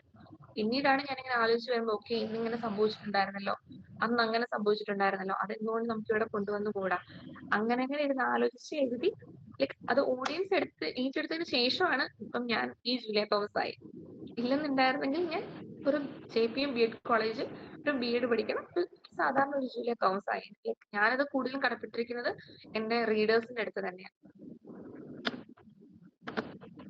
അങ്ങനെ ഏറ്റെടുക്കപ്പെട്ടതിന് എന്തെങ്കിലും ഒരു സീക്രട്ട് ഉണ്ടോ? അപ്പൊ ഇത്രയും റീച്ച് കിട്ടിയതിന്? അത് ഞാൻ പറഞ്ഞ പോലെ ലൈക്ക് കുറെ പേര് എന്റെ അടുത്ത് പറയുന്നത് അവർക്ക് എല്ലാവർക്കും റിലേറ്റ് ചെയ്യാൻ പറ്റുന്ന സ്റ്റോറിയാണ്. എല്ലാവരുടെ ലൈഫിൽ ഞാൻ പറയാം ലൈക്ക് ഏത് ഏജിലാണെങ്കിലും അവർക്ക് എല്ലാവർക്കും ഇഷ്ടപ്പെടുന്ന ഒരാളുണ്ടാവാം. ഇപ്പൊ ഭാര്യ ആവാം, അല്ലെങ്കിൽ കല്യാണം കഴിക്കാത്തവർക്ക് അതും കാമുകിയാവാം, അല്ലെങ്കിൽ ആരെങ്കിലും ലൈക്ക് അവർക്ക് ഇഷ്ടപ്പെട്ട ഒരാളുണ്ടാവാം. അപ്പം ഇത് ഭയങ്കര സിമ്പിൾ ലാംഗ്വേജിലാണ്. അപ്പം എല്ലാവർക്കും ഇത് റിലേറ്റ് ചെയ്യാൻ പറ്റുന്നുണ്ട്. അല്ലെങ്കിൽ ഇപ്പൊ ഒരു ബ്രേക്കപ്പിലൂടെ കടന്നു പോയൊരു കുട്ടിക്കൊക്കെ, എനിക്കൊരു കുട്ടി രാത്രിയിൽ മെസ്സേജ് അയച്ചു, ചേച്ചി ഇത് വായിച്ചിട്ട് എനിക്ക് ഭയങ്കര സങ്കടമായി, എന്നിട്ട് ഞാൻ നിർത്തി, കാരണം ഞാൻ റീസെന്റ് ഒരു ബ്രേക്കപ്പിലൂടെ കടന്നു പോവാ, അപ്പൊ ഇങ്ങനെയൊക്കെ എന്നെ ആരെങ്കിലും സ്നേഹിക്കാൻ ഉണ്ടായിരുന്നെങ്കിൽ എന്ന് ഞാൻ വിചാരിച്ചിട്ടുണ്ടെന്ന്. ബിക്കോസ് ഏത് സിറ്റുവേഷൻഷിപ്പ് ആണെങ്കിലും ഇങ്ങനെ ചീറ്റിംഗ് ആണെങ്കിലും ഞാൻ വായിച്ചതിൽ നിന്നും കേട്ടിട്ടുള്ള അറിവിൽ നിന്ന് ഞാൻ സംസാരിക്കുകയാണെന്നുണ്ടെങ്കിൽ ഏതൊരു മനുഷ്യനും സ്നേഹിക്കപ്പെടണം എന്ന് തന്നെ ആഗ്രഹം. അത് ഒരുപാട് പേരിൽ ഒരാളാവണം എന്നല്ല, ആ ഒരാൾക്ക് ഞാൻ സ്നേഹിക്കപ്പെടണം എന്നാണ് എല്ലാവരുടെയും ആഗ്രഹം. അപ്പോ ഈ ബുക്കിൽ അങ്ങനെ ഒരു കാര്യം വരുമ്പം ഒരുപാട് പേർക്ക് അത് റിലേറ്റ് ചെയ്യാൻ പറ്റുന്നുണ്ട്. ഒരുപാട് പേർക്ക് ഓ എന്നെ ആരെങ്കിലും ഇങ്ങനെ സ്നേഹിച്ചിരുന്നെങ്കിൽ, അല്ലെങ്കിൽ ഓ എന്റെ പാർട്ണർ എന്നെ ഇങ്ങനെ സ്നേഹിക്കുന്നുണ്ടല്ലോ, പോസിറ്റീവും നെഗറ്റീവും ആയിട്ടുള്ള ഒരു ഇമ്പാക്ട് ഈ ബുക്കിൽ നിന്ന് കിട്ടുന്നുണ്ട്. അതുപോലെ ഒരു ലൈക്ക് ഒരു കോളേജിൽ അല്ലെങ്കിൽ ഒരു 10-23 അല്ലെങ്കിൽ 30 വയസ്സിനുള്ളിൽ നിൽക്കുന്ന ഒരു കഥയായത്. അപ്പം ഈ ഒരു ഏജ് ഗ്രൂപ്പിലുള്ളവർക്ക് വേഗം റിലേറ്റ് ചെയ്യാൻ പറ്റും. വീട്ടിലെ കാര്യങ്ങളാണെങ്കിലും കോളേജിലെ കള്ളത്തരങ്ങളാണെങ്കിലും അങ്ങനെയുള്ള ഒരുപാട് കാര്യങ്ങൾ അവർക്ക് റിലേറ്റ് ചെയ്യാൻ പറ്റും. അപ്പം അതുപോലെ സിമ്പിൾ ലാംഗ്വേജ് ആണ്. അപ്പം പിന്നെ ഞാൻ റിവ്യൂസ് വരുന്നതൊക്കെ ഞാൻ അത്യാവശ്യം ഷെയർ ചെയ്തിട്ടുണ്ടായിരുന്നു. പിന്നെ ഒരുപാട് ആളുകൾ അങ്ങോട്ടും ഇങ്ങോട്ടും റെഫർ ചെയ്യുന്നുണ്ട്. അപ്പം അങ്ങനെയൊക്കെ വരുമ്പോൾ പിന്നെ social media, definitely social media ഭയങ്കര ഒരു ഇൻഫ്ലുവൻസ് ചെയ്തിട്ടുണ്ട്. ഇപ്പം നമുക്ക് എന്തുണ്ടെങ്കിലും നമ്മൾ നോക്കിയിട്ട് ഇപ്പൊ ഒരുപാട് റീൽസ് വഴി ബുക്ക് റീച്ച് ആയിട്ടുണ്ട്. അപ്പം അതുകൊണ്ടാണ് ഞാൻ പറഞ്ഞത് ഞാൻ പ്രൊമോട്ട് ചെയ്തിട്ടില്ല. അത് ലൈക് പേയ്മെന്റ് കൊടുത്ത് ഒരിടത്തും പ്രൊമോട്ട് ചെയ്തിട്ടില്ല. ബട്ട് സ്റ്റിൽ ഞാൻ സോഷ്യൽ മീഡിയയിൽ പോലും ഞാൻ എന്റെ ബുക്ക് ഇറങ്ങി റിവ്യൂ കിട്ടുന്നിടം വരെ ഞാൻ പ്രൊമോട്ട് ചെയ്തിട്ടുണ്ടായിരുന്നില്ല. കാരണം നമുക്കറിയില്ലല്ലോ ആളുകൾ വാങ്ങിക്കോ, ആളുകൾക്ക് ഇഷ്ടപ്പെടുമോ എന്നൊന്നും അറിയില്ല. അറിഞ്ഞുകൊണ്ട് ഒരാളെ ഒരിക്കലും നമ്മൾ ചീറ്റ് ചെയ്തത് 10 രൂപ അല്ലെങ്കിൽ 1 രൂപയുടെ കാര്യത്തിലാണെങ്കിലും നമ്മൾ അറിഞ്ഞുകൊണ്ട് അവരുടെ അവരും കഷ്ടപ്പെട്ടുണ്ടാക്കുന്ന പൈസയാണ്. ഇഷ്ടമുള്ളവര് അവര് കേട്ടറിഞ്ഞാലും മറ്റുള്ളവർ റിവ്യൂ കേട്ട് വാങ്ങിക്കുവാണെങ്കിൽ കുഴപ്പമില്ല. അല്ലാതെ നമ്മള് പ്രൊമോഷൻ നടത്തി അല്ലെങ്കിൽ നമ്മൾ പോസ്റ്റേഴ്സ് ഇറക്കി നമ്മൾ റീൽസ് ഇറക്കി ഒരാളെ വാങ്ങിക്കുന്നതിൽ എനിക്ക് ഭയങ്കര ബുദ്ധിമുട്ടുള്ള ഒരു കാര്യമാണ്. അപ്പം അതുകൊണ്ടാണ് ഞാൻ അങ്ങനെ ഒന്നും ചെയ്യാൻ. പിന്നെ ഇത് വന്നപ്പോൾ ആളുകൾക്ക് ഇഷ്ടപ്പെട്ടു, ആളുകൾ വായിച്ചു. നമ്മൾ പറഞ്ഞ പോലെ സിമ്പിൾ ലാംഗ്വേജ് ആയിരുന്നു. പിന്നെ ആളുകൾക്ക് റിലേറ്റ് ചെയ്യാൻ പറ്റുന്നുണ്ട്. അതുകൊണ്ടാണ് ഇത് ഇത്രയും റീച്ച് ആയതും. ഇത് ചെറിയൊരു ടൈം ആയിരുന്നു, സ്പാൻ ആയതുള്ളൂ. 6 months സംതിങ് ആയതേ ഉള്ളൂ ബുക്ക് ഇറങ്ങിയിട്ട്. ജൂലൈയിലാണ് ഇറങ്ങിയത്. അപ്പൊ അതിനുള്ളിൽ ഇത്ര ആവണം എന്നുണ്ടെങ്കിൽ അത് ആളുകൾക്കുള്ളിൽ ഉണ്ടാക്കിയ ഇമ്പാക്ട് ഇങ്ങനെയാണ്. പുതുതായിട്ട് എഴുതുന്ന എഴുത്തിലേക്ക് വരണം എന്ന് ആഗ്രഹിക്കുന്ന കുറെ പേരുണ്ട് ഇതില്. അവർക്ക് നമുക്ക് എന്തെങ്കിലും നിർദ്ദേശങ്ങൾ അല്ലെ ഉപദേശങ്ങൾ പറയാനുണ്ടോ? ലൈക് ഉപദേശിക്കാൻ ഒരു ബുക്ക് എഴുതി എന്ന് വിചാരിച്ച് ഞാൻ ആരുമല്ല. പക്ഷെ എന്നാലും എനിക്കറിയാവുന്ന അറിവുകൾ ഞാൻ പങ്കുവെച്ച് തരാം. നമ്മളൊരു ബുക്ക് എഴുതുന്ന ടൈമില് നമുക്ക് ഡ്രാഫ്റ്റ്, ഞാൻ പറഞ്ഞില്ല നമ്മുടെ എന്തായാലും സ്റ്റാർട്ടിങ് എൻഡിങ് ഉണ്ടാവുള്ളൂ. അല്ലെങ്കിൽ ഫുൾ കഥ ഉണ്ടെന്ന് പറഞ്ഞാലും നമ്മൾ എഴുതി വരുമ്പം സ്റ്റോറി മുഴുവൻ മാറിപ്പോവാം ഉള്ള ചാൻസ് ഉണ്ട്. നമ്മൾ വിചാരിക്കുന്ന കാര്യമേ ആവില്ല നമ്മൾ എഴുതി വരുമ്പോൾ. കാരണം നമ്മൾ എഴുതി തുടങ്ങി കഴിയുമ്പോൾ നമ്മളെ ബുക്കിലോട്ടായിരിക്കും അല്ലെങ്കിൽ നമ്മുടെ സ്റ്റോറിയിലോട്ടായിരിക്കും. നമ്മൾ കുളിക്കുമ്പോഴാണെങ്കിലും കഴിക്കുമ്പോഴാണെങ്കിലും കിടക്കുമ്പോഴാണെങ്കിലും ഈവൻ നമ്മൾ ക്ലാസ്സിൽ ഇരിക്കുമ്പോൾ പോലും അയ്യോ എന്നാ ക്യാരക്ടറിനെ ഇങ്ങനെ മാറ്റിയാലോ, അല്ലെങ്കിൽ ഇവിടെ ഇങ്ങനെ ഒരു സിറ്റുവേഷൻ വന്നാലോ, നമ്മൾ അറിയാതെ നമ്മൾ അതിലോട്ടായി പോകും. അപ്പോൾ നമുക്ക് വരും. നമ്മളിപ്പം ഏതൊരു കാര്യമാണെങ്കിലും ഇപ്പം എന്താ നമ്മള് എന്തൊരു കുളത്തിന്റെ സൈഡിൽ നിന്നിട്ട് ഞാൻ നീന്തുന്ന സമയത്ത് ഞാൻ അങ്ങനെ നീന്തും ഇങ്ങനെ നീന്തും എന്ന് നമുക്ക് പറയാൻ പറ്റും. പക്ഷെ നമ്മൾ അതിൽ ഇറങ്ങി കഴിയുമ്പോഴേ നമുക്ക് അറിയുള്ളൂ. ചിലപ്പോൾ നമ്മൾ ഭയങ്കര എക്സ്പേർട്ട് ആയിരിക്കും, ചിലപ്പോൾ നമ്മളെ കൊണ്ട് ഒന്നും പറ്റില്ലായിരിക്കും. പക്ഷെ ആ എക്സ്പേർട്ട് ആണെന്നുള്ളത് നമ്മൾ എഴുതി തുടങ്ങിയാലേ നമുക്ക് അറിയുള്ളൂ. ഞാൻ പറയുന്നത് ഇത് ഞാൻ മുമ്പേ പറഞ്ഞില്ലേ, നമുക്ക് ഇഷ്ടമുള്ള കാര്യങ്ങൾ നമുക്ക് ചെയ്യാം. നമുക്ക് ആരെയും പേടിക്കോ അല്ലെ ആരുടെ അനുവാദം പോലും ഇങ്ങനത്തെ കാര്യങ്ങൾക്ക് ചോദിക്കേണ്ട ആവശ്യമില്ല. പക്ഷെ നമ്മൾ എടുക്കുന്ന തീരുമാനങ്ങൾ കൊണ്ട് മറ്റൊരാൾ വേദനിക്കരുത്. മറ്റൊരാളെ വേദനിച്ചുകൊണ്ട് നമ്മളൊരു തീരുമാനം എടുക്കരുത്. അല്ലെങ്കിൽ നമ്മൾ ചെയ്യുന്ന ഒരു പ്രവൃത്തി കൊണ്ട് വേറൊരാളുടെ കണ്ണീര് ഭൂമിയിൽ വീഴാൻ ഇടയാകരുത്. ഇങ്ങനെ ഒരു കാര്യം കൊണ്ട് ഇപ്പൊ നമുക്ക് എഴുതാനാണെങ്കിലും എന്ത് ചെയ്യാനാണെങ്കിലും ആഗ്രഹം എന്നുണ്ടെങ്കിൽ നമുക്കത് ചെയ്യാം. നമ്മളിത് ഡ്രാഫ്റ്റ് ആക്കിയിട്ട് ഇഷ്ടംപോലെ പബ്ലിഷേഴ്സ് ഉണ്ട്. ഇപ്പം ഓരോ ദിവസവും നമ്മൾ പറയുന്ന പോലെ പബ്ലിഷേഴ്സ് മുട്ടിട്ടോണ്ടിരിക്കുക. അപ്പം പബ്ലിഷേഴ്സിന് കൊടുക്കുക, ഏറ്റവും നല്ല പബ്ലിഷേഴ്സിന് കൊടുക്കുക. പബ്ലിഷേഴ്സ് ഡെഫിനറ്റ്ലി എല്ലാരെയും അല്ല പറയാ, പക്ഷേ സ്റ്റിൽ പബ്ലിഷേഴ്സ് ചീറ്റ് ചെയ്യുന്നുണ്ടാവാം. അങ്ങനെയുള്ള ആളുകളുണ്ട്. ഇതൊരു ബിസിനസ് മാത്രമാക്കി കാണുന്ന ആളുകളുണ്ടാവും. അപ്പൊ അതിലൊന്നും പോയി ചാടാതെ നമുക്ക് ജെനുവിൻ ആണെന്ന് തോന്നുന്നു നമ്മുടെ അടുത്ത് കാര്യങ്ങൾ കമ്മ്യൂണിക്കേറ്റ് ചെയ്യുന്ന, അല്ലെങ്കിൽ നമ്മളോട് കറക്റ്റ് കാര്യങ്ങൾ പറയുന്ന, നമ്മുടെ ബുക്കിനെ അവരും പ്രൊമോട്ട് ചെയ്യുക, നമുക്കൊരു സപ്പോർട്ട് പില്ലർ ആയിട്ട് അവരവിടെ നിൽക്കുകയാണെന്നുണ്ടെങ്കിൽ, അല്ലെങ്കിൽ അവരുടെ പ്രോഫിറ്റ് മാത്രം നോക്കാതെ നമ്മളിലെ ഒരു റൈറ്ററിനെ അവർക്ക് ഡെവലപ്പ് ചെയ്തെടുക്കണം എന്നുള്ള ഇന്റൻഷനോട് കൂടിയുള്ള പബ്ലിഷേഴ്സ് ആണെന്നുണ്ടെങ്കിൽ അവരെ അപ്രോച്ച് ചെയ്യുക. അവരവരുടെ ക്രൈറ്റീരിയാസ് പറയും. എന്നിട്ട് U can go for that. നമ്മള് ഓരോ ദിവസം നമ്മൾ ചെറുതല്ലേ, നമുക്ക് നെക്സ്റ്റ് മന്ത് എഴുതാം. അല്ലെങ്കിൽ ഇപ്പൊ ബി.എഡ് ആണെങ്കിൽ ഒരുപാട് വർക്ക് ചെയ്യാനുണ്ടല്ലോ എന്ന് വിചാരിച്ചാലും നടക്കില്ല. നമുക്ക് ടൈം കിട്ടുമ്പോൾ ഇപ്പൊ നമ്മൾ കോളേജിലോട്ട് പോകുന്നു. ഞാൻ ഇപ്പൊ എന്റെ വർക്ക് ട്രാൻസ്ലേറ്റ് ചെയ്യുന്നത് ഞാൻ ബസ്സിൽ നിന്ന് എനിക്കൊരു ഹാഫ് അവർ ജേർണി ഉണ്ട് എന്റെ വീട്ടിൽ നിന്ന് കോളേജിലെത്താൻ. അപ്പം ആ ഒരു അരമണിക്കൂർ രാവിലെയും വൈകിട്ടും ഞാൻ ട്രാൻസ്ലേറ്റ് ചെയ്യുന്ന ടൈമാണ്. ബസ്സിലിരുന്ന് ഞാൻ അത് ആകെ ചെയ്യുന്ന കാര്യം. കാരണം ആ സമയത്ത് ഞാൻ റീൽ കണ്ടിരിക്കലുണ്ട്.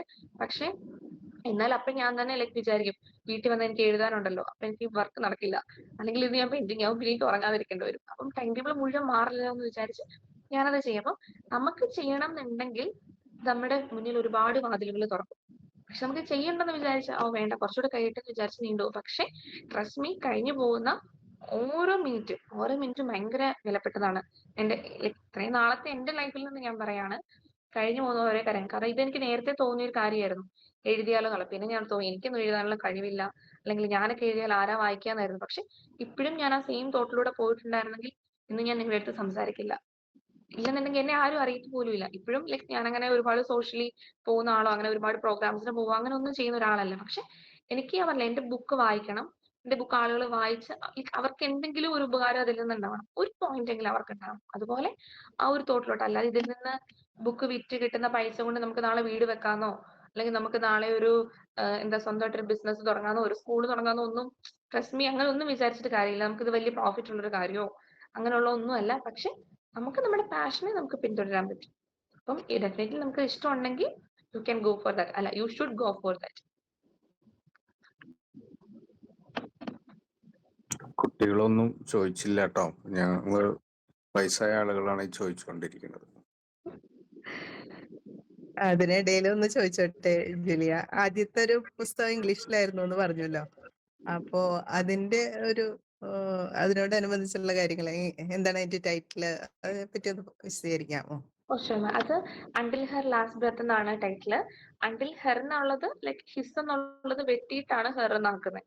ടെക്സ്റ്റിന്റെ ടൈറ്റിൽ തന്നെ ഇതാ. ലൈക്ക് അതും ഇതുപോലെ തന്നെ ഒരു സിനിമാറ്റിക് ഒരു ജോണർ ആണ്. അതിലും ഇതുപോലെ തന്നെ ട്രൂ ലവ് ആ പറയുന്നത്. എനിക്ക് ലൈക്ക് ഞാൻ ഈ ന്യൂസ് കാണുമ്പോൾ ഞാൻ ഭയങ്കര അസ്വസ്ഥയാണ്.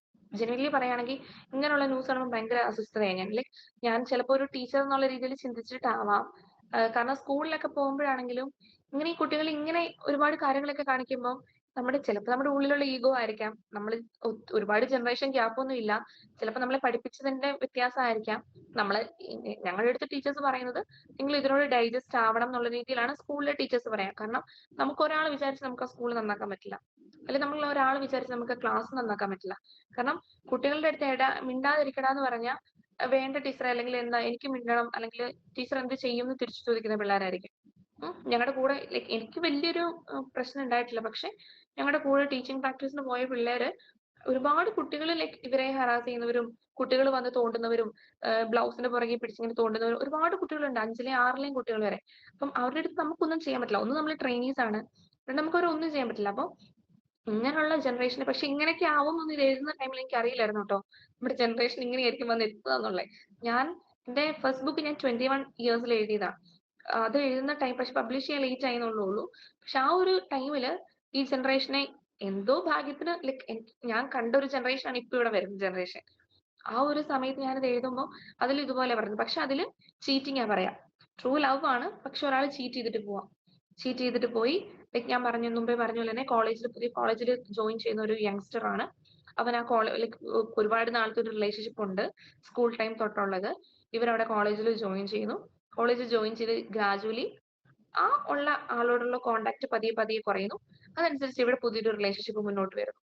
അപ്പം മറ്റേ ആളെ ഇവനെ വിശ്വസിച്ചിരിക്കുക, അല്ലെങ്കിൽ ഈ പോയ ആളെ വിശ്വസിച്ചിരിക്കുക. അപ്പൊ അവൾ അതൊന്നും അറിയുന്നില്ല. പിന്നീട് ഇവൻ അവളുടെ അടുത്ത് കൺഫേസ് ചെയ്തു.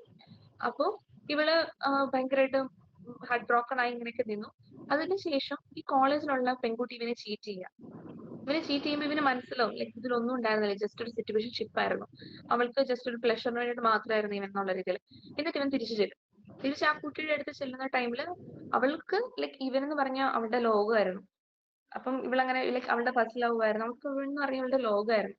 ആ ഒരു ടൈമില് അവൾ എന്ത് ചെയ്യും, ഇവൻ കുറെ ലൈക്ക് ഞാൻ കണ്ടെത്തി വെച്ച അല്ലെങ്കിൽ എനിക്കറിയാവുന്നത് ഒരു ഗേൾ ഫ്രണ്ടിനെ അല്ലെങ്കിൽ ഒരു പെണ്ണിനെ എങ്ങനെ കൺവീൻസ് ചെയ്യണമെന്ന് അവളുടെ പുരുഷനറിയാം, അല്ലെങ്കിൽ അവളുടെ ചെക്കനറിയാം. അതുകൊണ്ടാണ് ഇന്നത്തെ ഒരു ഒട്ടുമിക്ക ഫാമിലി ആണെങ്കിലും ഒരു ലൈക്ക് ഒരു റിലേഷൻഷിപ്പ് ആണെങ്കിലും മുന്നോട്ട് പോകാന്ന് ഞാൻ വിശ്വസിക്കുന്നത്. ഇപ്പൊ ഒരു ഭാര്യയും ഭർത്താവും തമ്മിൽ അടി ഉണ്ടാക്കിയാലും ലൈക്ക് ഭർത്താവിനെ എങ്ങനെ കൺവീൻസ് ചെയ്യണം എന്ന് ആ ഭാര്യയ്ക്ക് നല്ല വൃത്തിക്ക് അറിയാം, ഭാര്യനെ എങ്ങനെ കൺവീൻസ് ചെയ്യണം എന്ന് ഭർത്താവിന് അറിയാം. അതുപോലെ തന്നെ ഒരു ഗേൾ ഫ്രണ്ട് ആണെങ്കിലും ബോയ് ഫ്രണ്ട് ആണെങ്കിലും ചിലപ്പോൾ അവരുടെ വീക്ക് പോയിന്റ്സ് ആയിരിക്കാം, ചിലപ്പോൾ അവരെ കൺവീൻസ് ചെയ്യുന്ന ഇവരുടെ ഇപ്പം എന്റെ ബുക്കിലെ കുട്ടിക്ക് ഭയങ്കര സ്നേഹം ഇവനോട്. സ്നേഹം എന്ന് പറഞ്ഞാൽ ഭയങ്കര ട്രൂ ലവ് ആ. അപ്പം അവളുടെ അടുത്ത് പോയി ഒരു സോറി പറഞ്ഞ് ഒന്ന് സോപ്പിട്ട് കഴിഞ്ഞാൽ അവള് വീഴും എന്നുള്ള കാര്യം ഇവനറിയാം. ഇവൻ അതിന് പോകുന്നു, അവൾ അതിൽ വീഴുന്നു, വീണ്ടും ഇവർ ഓക്കെ ആയി പോകുന്നു. പിന്നീട് അവൻ ലൈക്ക് അവന്റെ ഡിഗ്രി കഴിഞ്ഞു, PG കാലഘട്ടത്തിലോട്ട് വേറെ കോളേജിലോട്ട് പോകുന്നു. അപ്പോഴും ലൈക്ക് അവൻ ഈ സെയിം കാര്യം ചെയ്യുന്നു. അവിടെയും പുതിയ ആളുകളെ കാണുമ്പോൾ, പുതിയ മുഖങ്ങളെ കാണുമ്പോൾ, അത്രയും നാൾ ഇവന് ഈ ഒരു കുട്ടീനെയല്ലേ കാണുന്നുള്ളൂ. പുതിയ സ്ഥലത്തോട്ട് പോകും, പുതിയൊരു ഫ്രീഡം കിട്ടുമ്പോൾ അവൻ വീണ്ടും അങ്ങനെ ചെയ്യും. അങ്ങനെ ചെയ്യുമ്പോൾ അവൾ വീണ്ടും അതിലും ബ്രോക്കൺ ആവുക. ലൈക്ക് ആദ്യത്തെ സിറ്റുവേഷനിൽ ഇവൾ ഇങ്ങനെയായിരുന്നു, ഒരുപാട് കാര്യങ്ങളില്ലേ ഇപ്പത്തെ പോലെ തന്നെ നമ്മുടെ ഡിപ്രഷനും തെറാപ്പി എല്ലാം അതിൽ ഞാൻ മെൻഷൻ ചെയ്യുന്നുണ്ട്. പക്ഷെ അതൊക്കെ ഇപ്പോഴാണ് ഇത്രയും റെലവെന്റ് ആയിട്ട് വന്നത്. അപ്പൊ അവള് വീണ്ടും അതിൽ പോകുന്നു. അപ്പൊ അവൾക്ക് സങ്കടമുണ്ട്, ഇവൻ പോയതിൽ സങ്കടമുണ്ട്. പക്ഷെ ഇവൻ അങ്ങനെ ഒരു ബുദ്ധിമുട്ടില്ല. ഇവൻ അപ്പൊ കാണുന്ന ആ ഒരു പ്ലഷർ എന്താണോ അതാണ് അവന് വേണ്ടത്. പുറത്തൊരാൾ ഇവനെ വെയിറ്റ് ചെയ്ത് നിൽപ്പുണ്ടെന്നുള്ളത് ഇവനെ ബാധിക്കുന്ന കാര്യമല്ല. പുറത്തൊരാൾ ഇവനെ മാത്രം ചിന്തിച്ച് ജീവിക്കുന്ന ഒരാളുണ്ടെന്നുള്ള ഇവന് പ്രശ്നമല്ല. ആ കുട്ടി വീട്ടുകാരോട് ഇവന് വേണ്ടിയിട്ട് ഫൈറ്റ് ചെയ്തയാ. അവിടെ അവൾ ഒരു ക്വസ്റ്റ്യൻ മാർക്കായി. അവളുടെ ഫ്രണ്ട്സിന്റെ ഫ്രണ്ടിൽ അവൾ ഒരു ക്വസ്റ്റ്യൻ മാർക്കായി. കാരണം ഇവന്റെ കൂടെ ടൈം സ്പെൻഡ് ചെയ്തിട്ട് ഹോസ്റ്റലിൽ നിന്ന് ഫോൺ കിട്ടുന്ന കുറച്ച് ഗ്യാപ്പ് ഉണ്ടല്ലോ, അപ്പോഴവള് ഫ്രണ്ട്സിന്റെ കൂടെ പോവാതെ പോലും ഇവന് വേണ്ടിയിട്ട് ഇവള് ടൈം മാറ്റി വെച്ച ഒരു കുട്ടിയാ. ഇവൾ എല്ലാ ഭാഗത്തുനിന്നും ഇവളങ്ങനെ ഒരു ട്രോമ ഫീൽ ചെയ്യുന്ന ഒരു കുട്ടിയാ. അതിനുശേഷമാണ് ഇവൻ പുതിയ കോളേജിൽ ചെല്ലുമ്പോൾ വീണ്ടും ഇവൻ അവിടെ അങ്ങനെ ചെയ്യും. അപ്പൊ ലൈക്ക് ഇവൾ മറ്റേ ഫിനിക്സ് ബേർഡിനെ പോലെ ഇനി അവൻ ഇല്ല എന്നുള്ള രീതിയിൽ ഇവള് മുന്നോട്ട് പോവാം. എന്നിട്ട് ഇവളുടെ സ്റ്റോറീസ് ഇവള് തന്നെ ഇങ്ങനെ നറേറ്റ് ചെയ്യാൻ തുടങ്ങി. ഒരു എസ്കേപ്പ് എന്നുള്ള രീതിയിൽ ആ ഒരു ട്രോമനെ അല്ലെങ്കിൽ ആ ഒരു ഡിപ്രഷൻ എന്നുള്ള സ്റ്റേജിനെ എസ്കേപ്പ് ചെയ്തിട്ട് ഇവള് തന്നെ എൻഗേജ് ആവണം എന്ന് വിചാരിക്കും. അങ്ങനെ അവള് ബുക്ക് എഴുതി തുടങ്ങുക. അവള് ബുക്ക് എഴുതി തുടങ്ങി അവളിൽ നിന്ന് അങ്ങനെ ഒരു എഴുത്തുകാരി ഫോം ചെയ്യുക. അപ്പം ഇതിന് മുന്നേ തന്നെ ഒരു ഭയങ്കര ഫേമസ് ആയിട്ടുള്ള ഒരു എഴുത്തുകാരിയുടെ കാര്യം അവിടെ പറയുന്നുണ്ട്. അപ്പോൾ ഇത് ആരാന്നോ എങ്ങനെയാന്നോ ഒന്നും അറിയില്ല. അപ്പൊ നോക്കി വന്നു കഴിഞ്ഞപ്പോഴേക്കും അതിലും ഇതുപോലെ ഒരു ഫ്രണ്ട്ഷിപ്പിന്റെ കാര്യം പറയുന്നുണ്ട്, ഇതുപോലെ ഒരു ജേർണി പറയുന്നുണ്ട്. ഒരു ആ ടൈമിൽ ഇവളോട് ഇഷ്ടമുള്ള വേറൊരു ചെക്കനുണ്ട്. വേറൊരു ചെറുക്കൻ ഇവളെ ഇഷ്ടമാണ്. പക്ഷെ ഇവളുടെ ബോയ് ഫ്രണ്ടിനെ അപേക്ഷിച്ച് ഇവൾ അവനെ മൈൻഡ് ആക്കിയിട്ട് പോലും ഇല്ല. ആ ചെക്കൻ ഇവളുടെ കൂടെ എപ്പോഴും ഇവളെ സപ്പോർട്ട് ചെയ്യാൻ എല്ലാം ഉണ്ട്. അവന് ഇവളെന്ന് പറഞ്ഞ ജീവന. പക്ഷെ ഇവളുടെ കണ്ണില് ഇപ്പുറത്തിരിക്കുന്നവനായിരുന്നു. പക്ഷെ ഇവന് അവളോട് വലിയ ഇൻട്രസ്റ്റ് ഉണ്ടായിരുന്നില്ല. അങ്ങനെ ഒരു കോൺട്രാസ്റ്റ് വന്നിട്ട് ലാസ്റ്റ് ഇവൻ വന്ന കോളേജിലെ ആ പുതിയ കുട്ടിയും ഇവനെ ചീറ്റ് ചെയ്യുക. അപ്പോ ഇവ വീണ്ടും സ്റ്റെപ്പ് ബാക്ക് ചെയ്ത് അവളുടെ അടുത്ത് പോകും. അപ്പൊ അവള് പറയും ലൈക്ക് എനിക്ക് നിന്നെ കാണണ്ട. ലൈക്ക് അവൾ അതിന് ചാൻസ് കൊടുത്തു. ഫസ്റ്റ് ചാൻസ് കൊടുത്തു. സെക്കൻഡ് ചാൻസ് ആയപ്പോൾ ലൈക്ക് അവള് മൂവ് ഓൺ ചെയ്യാം. അപ്പൊ അവളുടെ ഫ്രണ്ട്സ് ഇങ്ങനെ വരുന്ന ടൈമിൽ ഇവളെന്നിട്ട് നാട്ടിൽ നിന്നൊക്കെ പോവാ. ഇവൾക്ക് എന്ത് ചെയ്യണം എന്നറിയാതെ അതുപോലെ ഡിപ്രസ്ഡ് ആയിരുന്നു. അപ്പൊ ഇവള് നാട്ടിൽ നിന്നൊക്കെ പോയാണ് ഇവള് എഴുതാൻ തുടങ്ങി. അപ്പം നാട്ടിൽ ഒരു ഭയങ്കര വെൽ നോൺ റൈറ്റർ ആണ് ഈ കുട്ടി. പക്ഷെ ഇവിടെ സ്യൂഡോണിമിലാണ്. ഇങ്ങനെ ഒരു റൈറ്റർ ആരാന്നോ എന്താന്നോ ആർക്കും അറിയില്ല. പിന്നെ ബുക്കിന്റെ ലാസ്റ്റിലോട്ട് വരുമ്പം കണ്ടുപിടിക്കുന്നതാണ് ഇവളായിരുന്നു ഈ ബുക്കിന്റെ റൈറ്റർ, എല്ലാ ബുക്സിനും റൈറ്റർ. എന്നിട്ട് ഇവളുടെ സ്റ്റോറി തന്നെ എഴുതി വെച്ചിട്ടുണ്ട്. ഈ എല്ലാ സ്റ്റോറി ഇവൾ എഴുതി വെച്ചിട്ടുണ്ട്. പക്ഷെ ഇവൾക്കത് പബ്ലിഷ് ചെയ്യണോ വേണ്ടയോ എന്നുള്ളൊരു കാര്യം അറിയില്ല. ഇവളുടെ പേര് പബ്ലിഷ് ചെയ്യാൻ പേടിയായിരുന്നു. ആളുകൾക്ക് ഇവളുടെ ലൈഫിൽ ഇങ്ങനെ സംഭവിച്ചിട്ടുണ്ടല്ലോ എന്നുള്ള കാര്യം മനസ്സിലാക്കാം. കാരണം ഇവർ തമ്മിലുള്ള ഫിസിക്കൽ റിലേഷൻഷിപ്പും കഴിഞ്ഞതാണ്. അപ്പൊ ഇവൾക്ക് പേടിയാ നാട്ടുകാർ എന്ത് വിചാരിക്കും എന്നൊക്കെ ഉള്ളത്. ബട്ട് ലാസ്റ്റിൽ വന്നിട്ട് ഇവള് ബുക്ക് എഴുതുന്ന ടൈമിൽ അണ്ടിൽ ഹിസ് ലാസ്റ്റ് ബ്രത്ത് എന്നായിരുന്നു എഴുതിയിരുന്നത്. എന്നിട്ട് ഇവള് ലാസ്റ്റിലോട്ട് വന്നപ്പോൾ ഇവളുടെ സ്യൂഡോണിയം വെട്ടി ഇവളുടെ സ്വന്തം പേര് എഴുതും. ഇവളുടെ സ്വന്തം പേര് എഴുതിയിട്ട് ഹിസ് എന്നുള്ളതും വെട്ടി മുകളിൽ ഹെറാക്കും.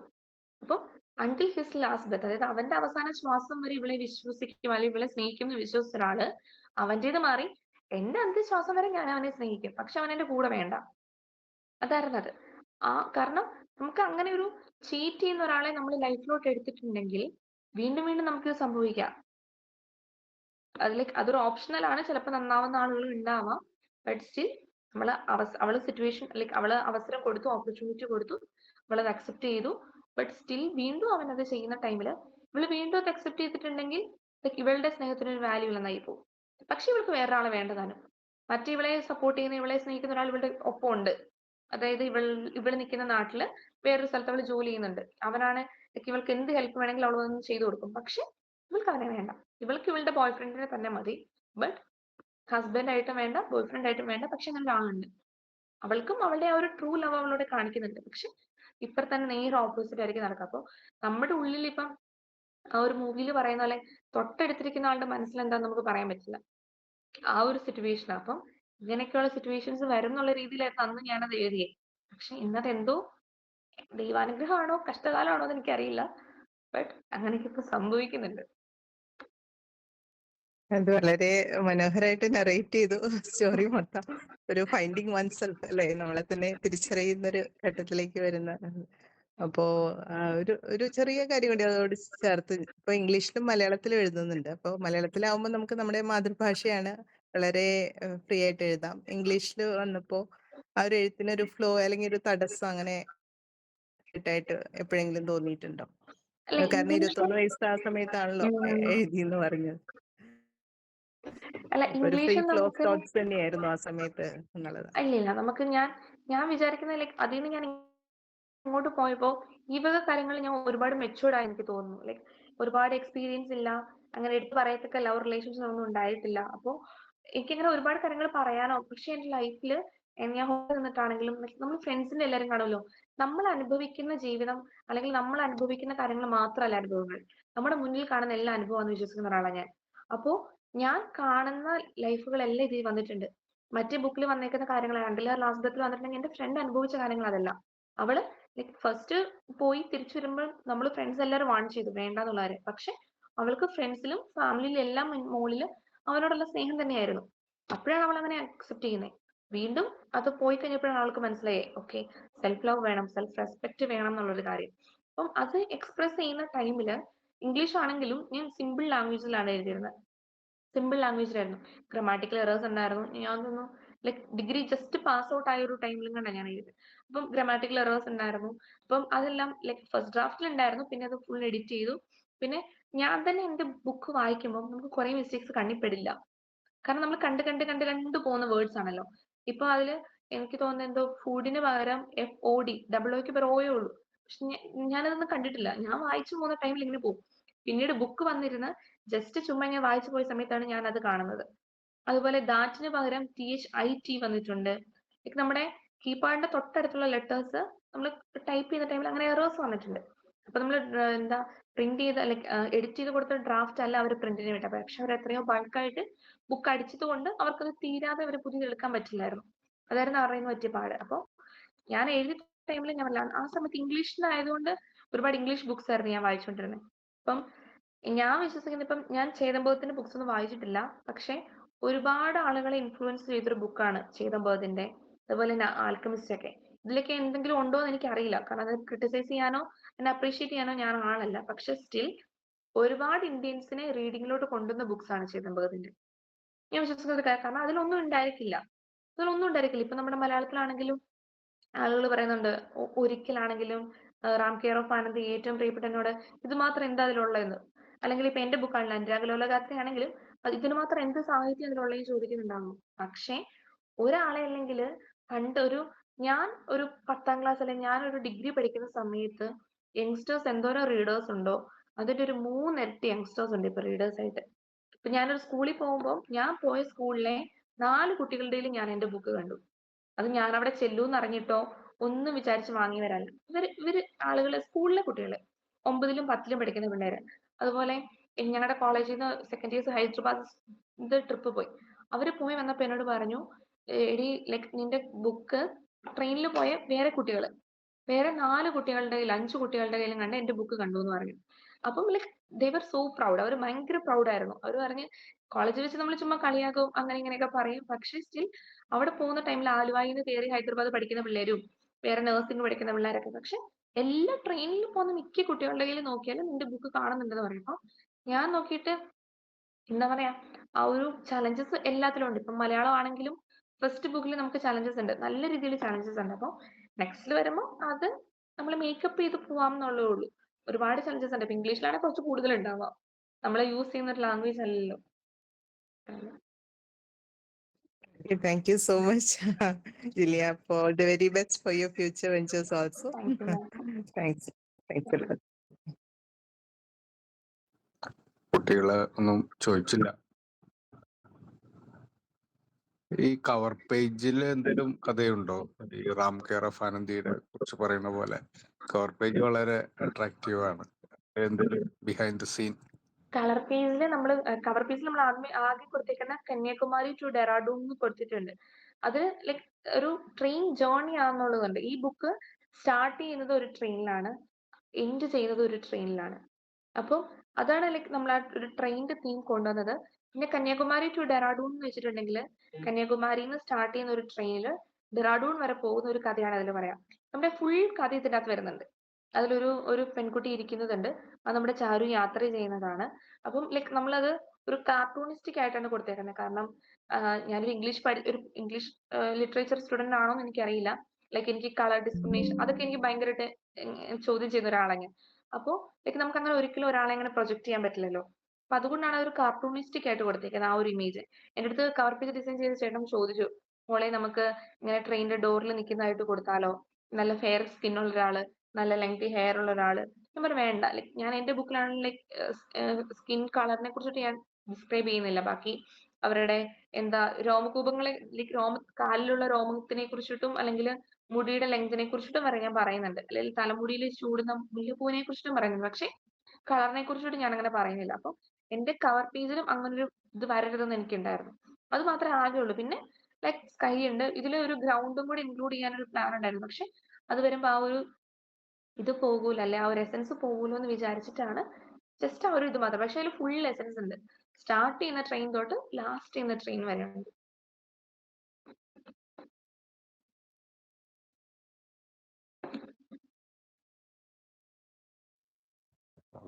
സമയത്തിന്റെ ഒരു പരിമിതി ഉള്ളത് കൊണ്ടും ജൂലിയ ഭക്ഷണം കഴിച്ചിട്ടുണ്ടാവില്ല ഇല്ല അല്ലേ? ഇല്ല, ഞങ്ങൾക്ക് നാളെ ആർട്ടിന്റെ റെക്കോർഡ് വെക്കാനുണ്ട്. റെക്കോർഡ് എഴുതുമായിരുന്നു. ഓ അയ്യോ, അതിന്റെ ഇടയിൽ എന്തായാലും വലിയ അത്ഭുതമാണ് കേട്ടോ, ഇത്രയും പക്വത അല്ലെങ്കിൽ ഇത്രയും ഹൃദയശുദ്ധിയൊക്കെ അനുഭവപ്പെടുന്നത് വലിയൊരു അത്ഭുതമാണ്.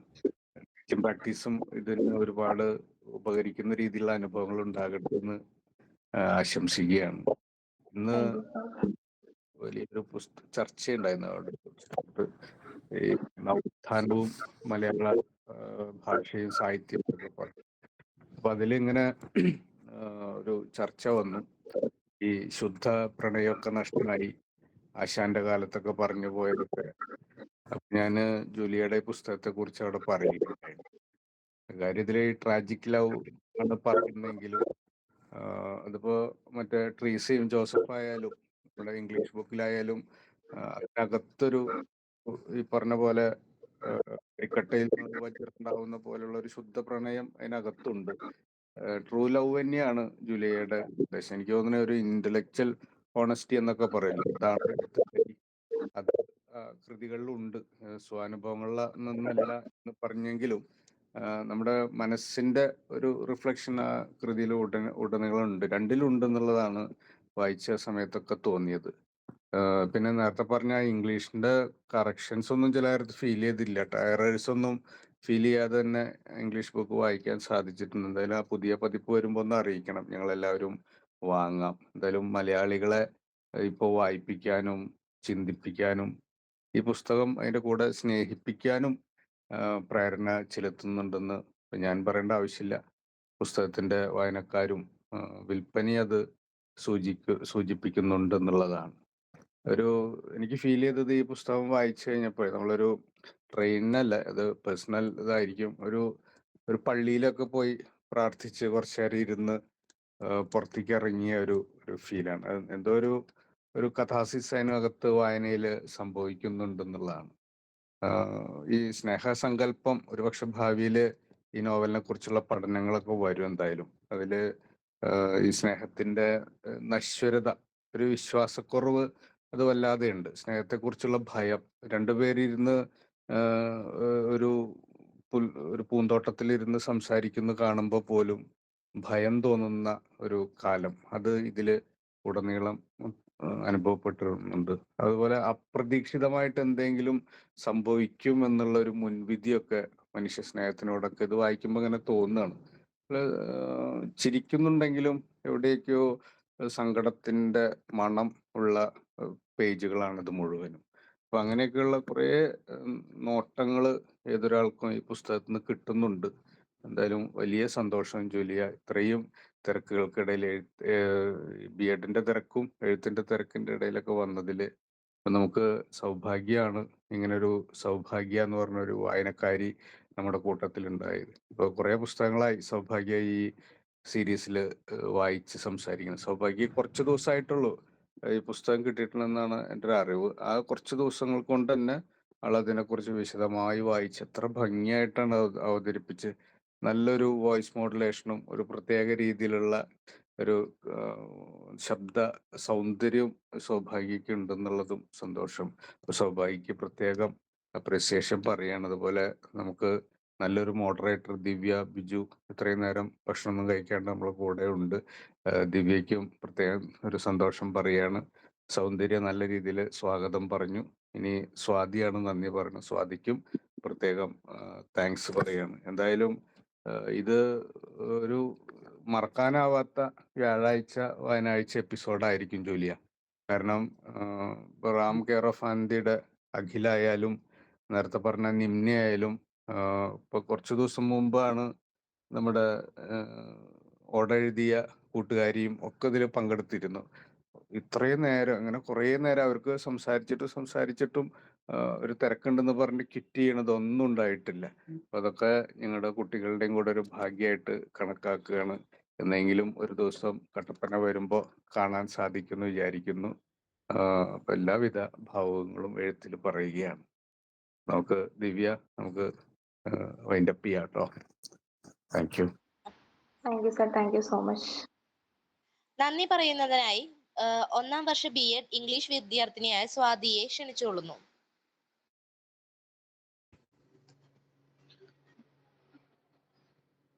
അത്രത്തോളം മനോഹരമായ ഒരു പുസ്തക നിരൂപണമായിരുന്നു ഇവിടെ കടന്നുപോയത്. ഇത്രയും നന്നായി നിരൂപണം ചെയ്ത സൗഭാഗ്യയോടുള്ള സ്നേഹവും നന്ദിയും ആദ്യമേ അറിയിക്കട്ടെ.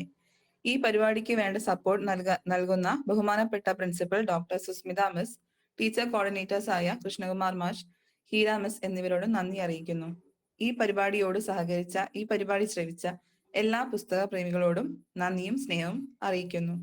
നന്ദി.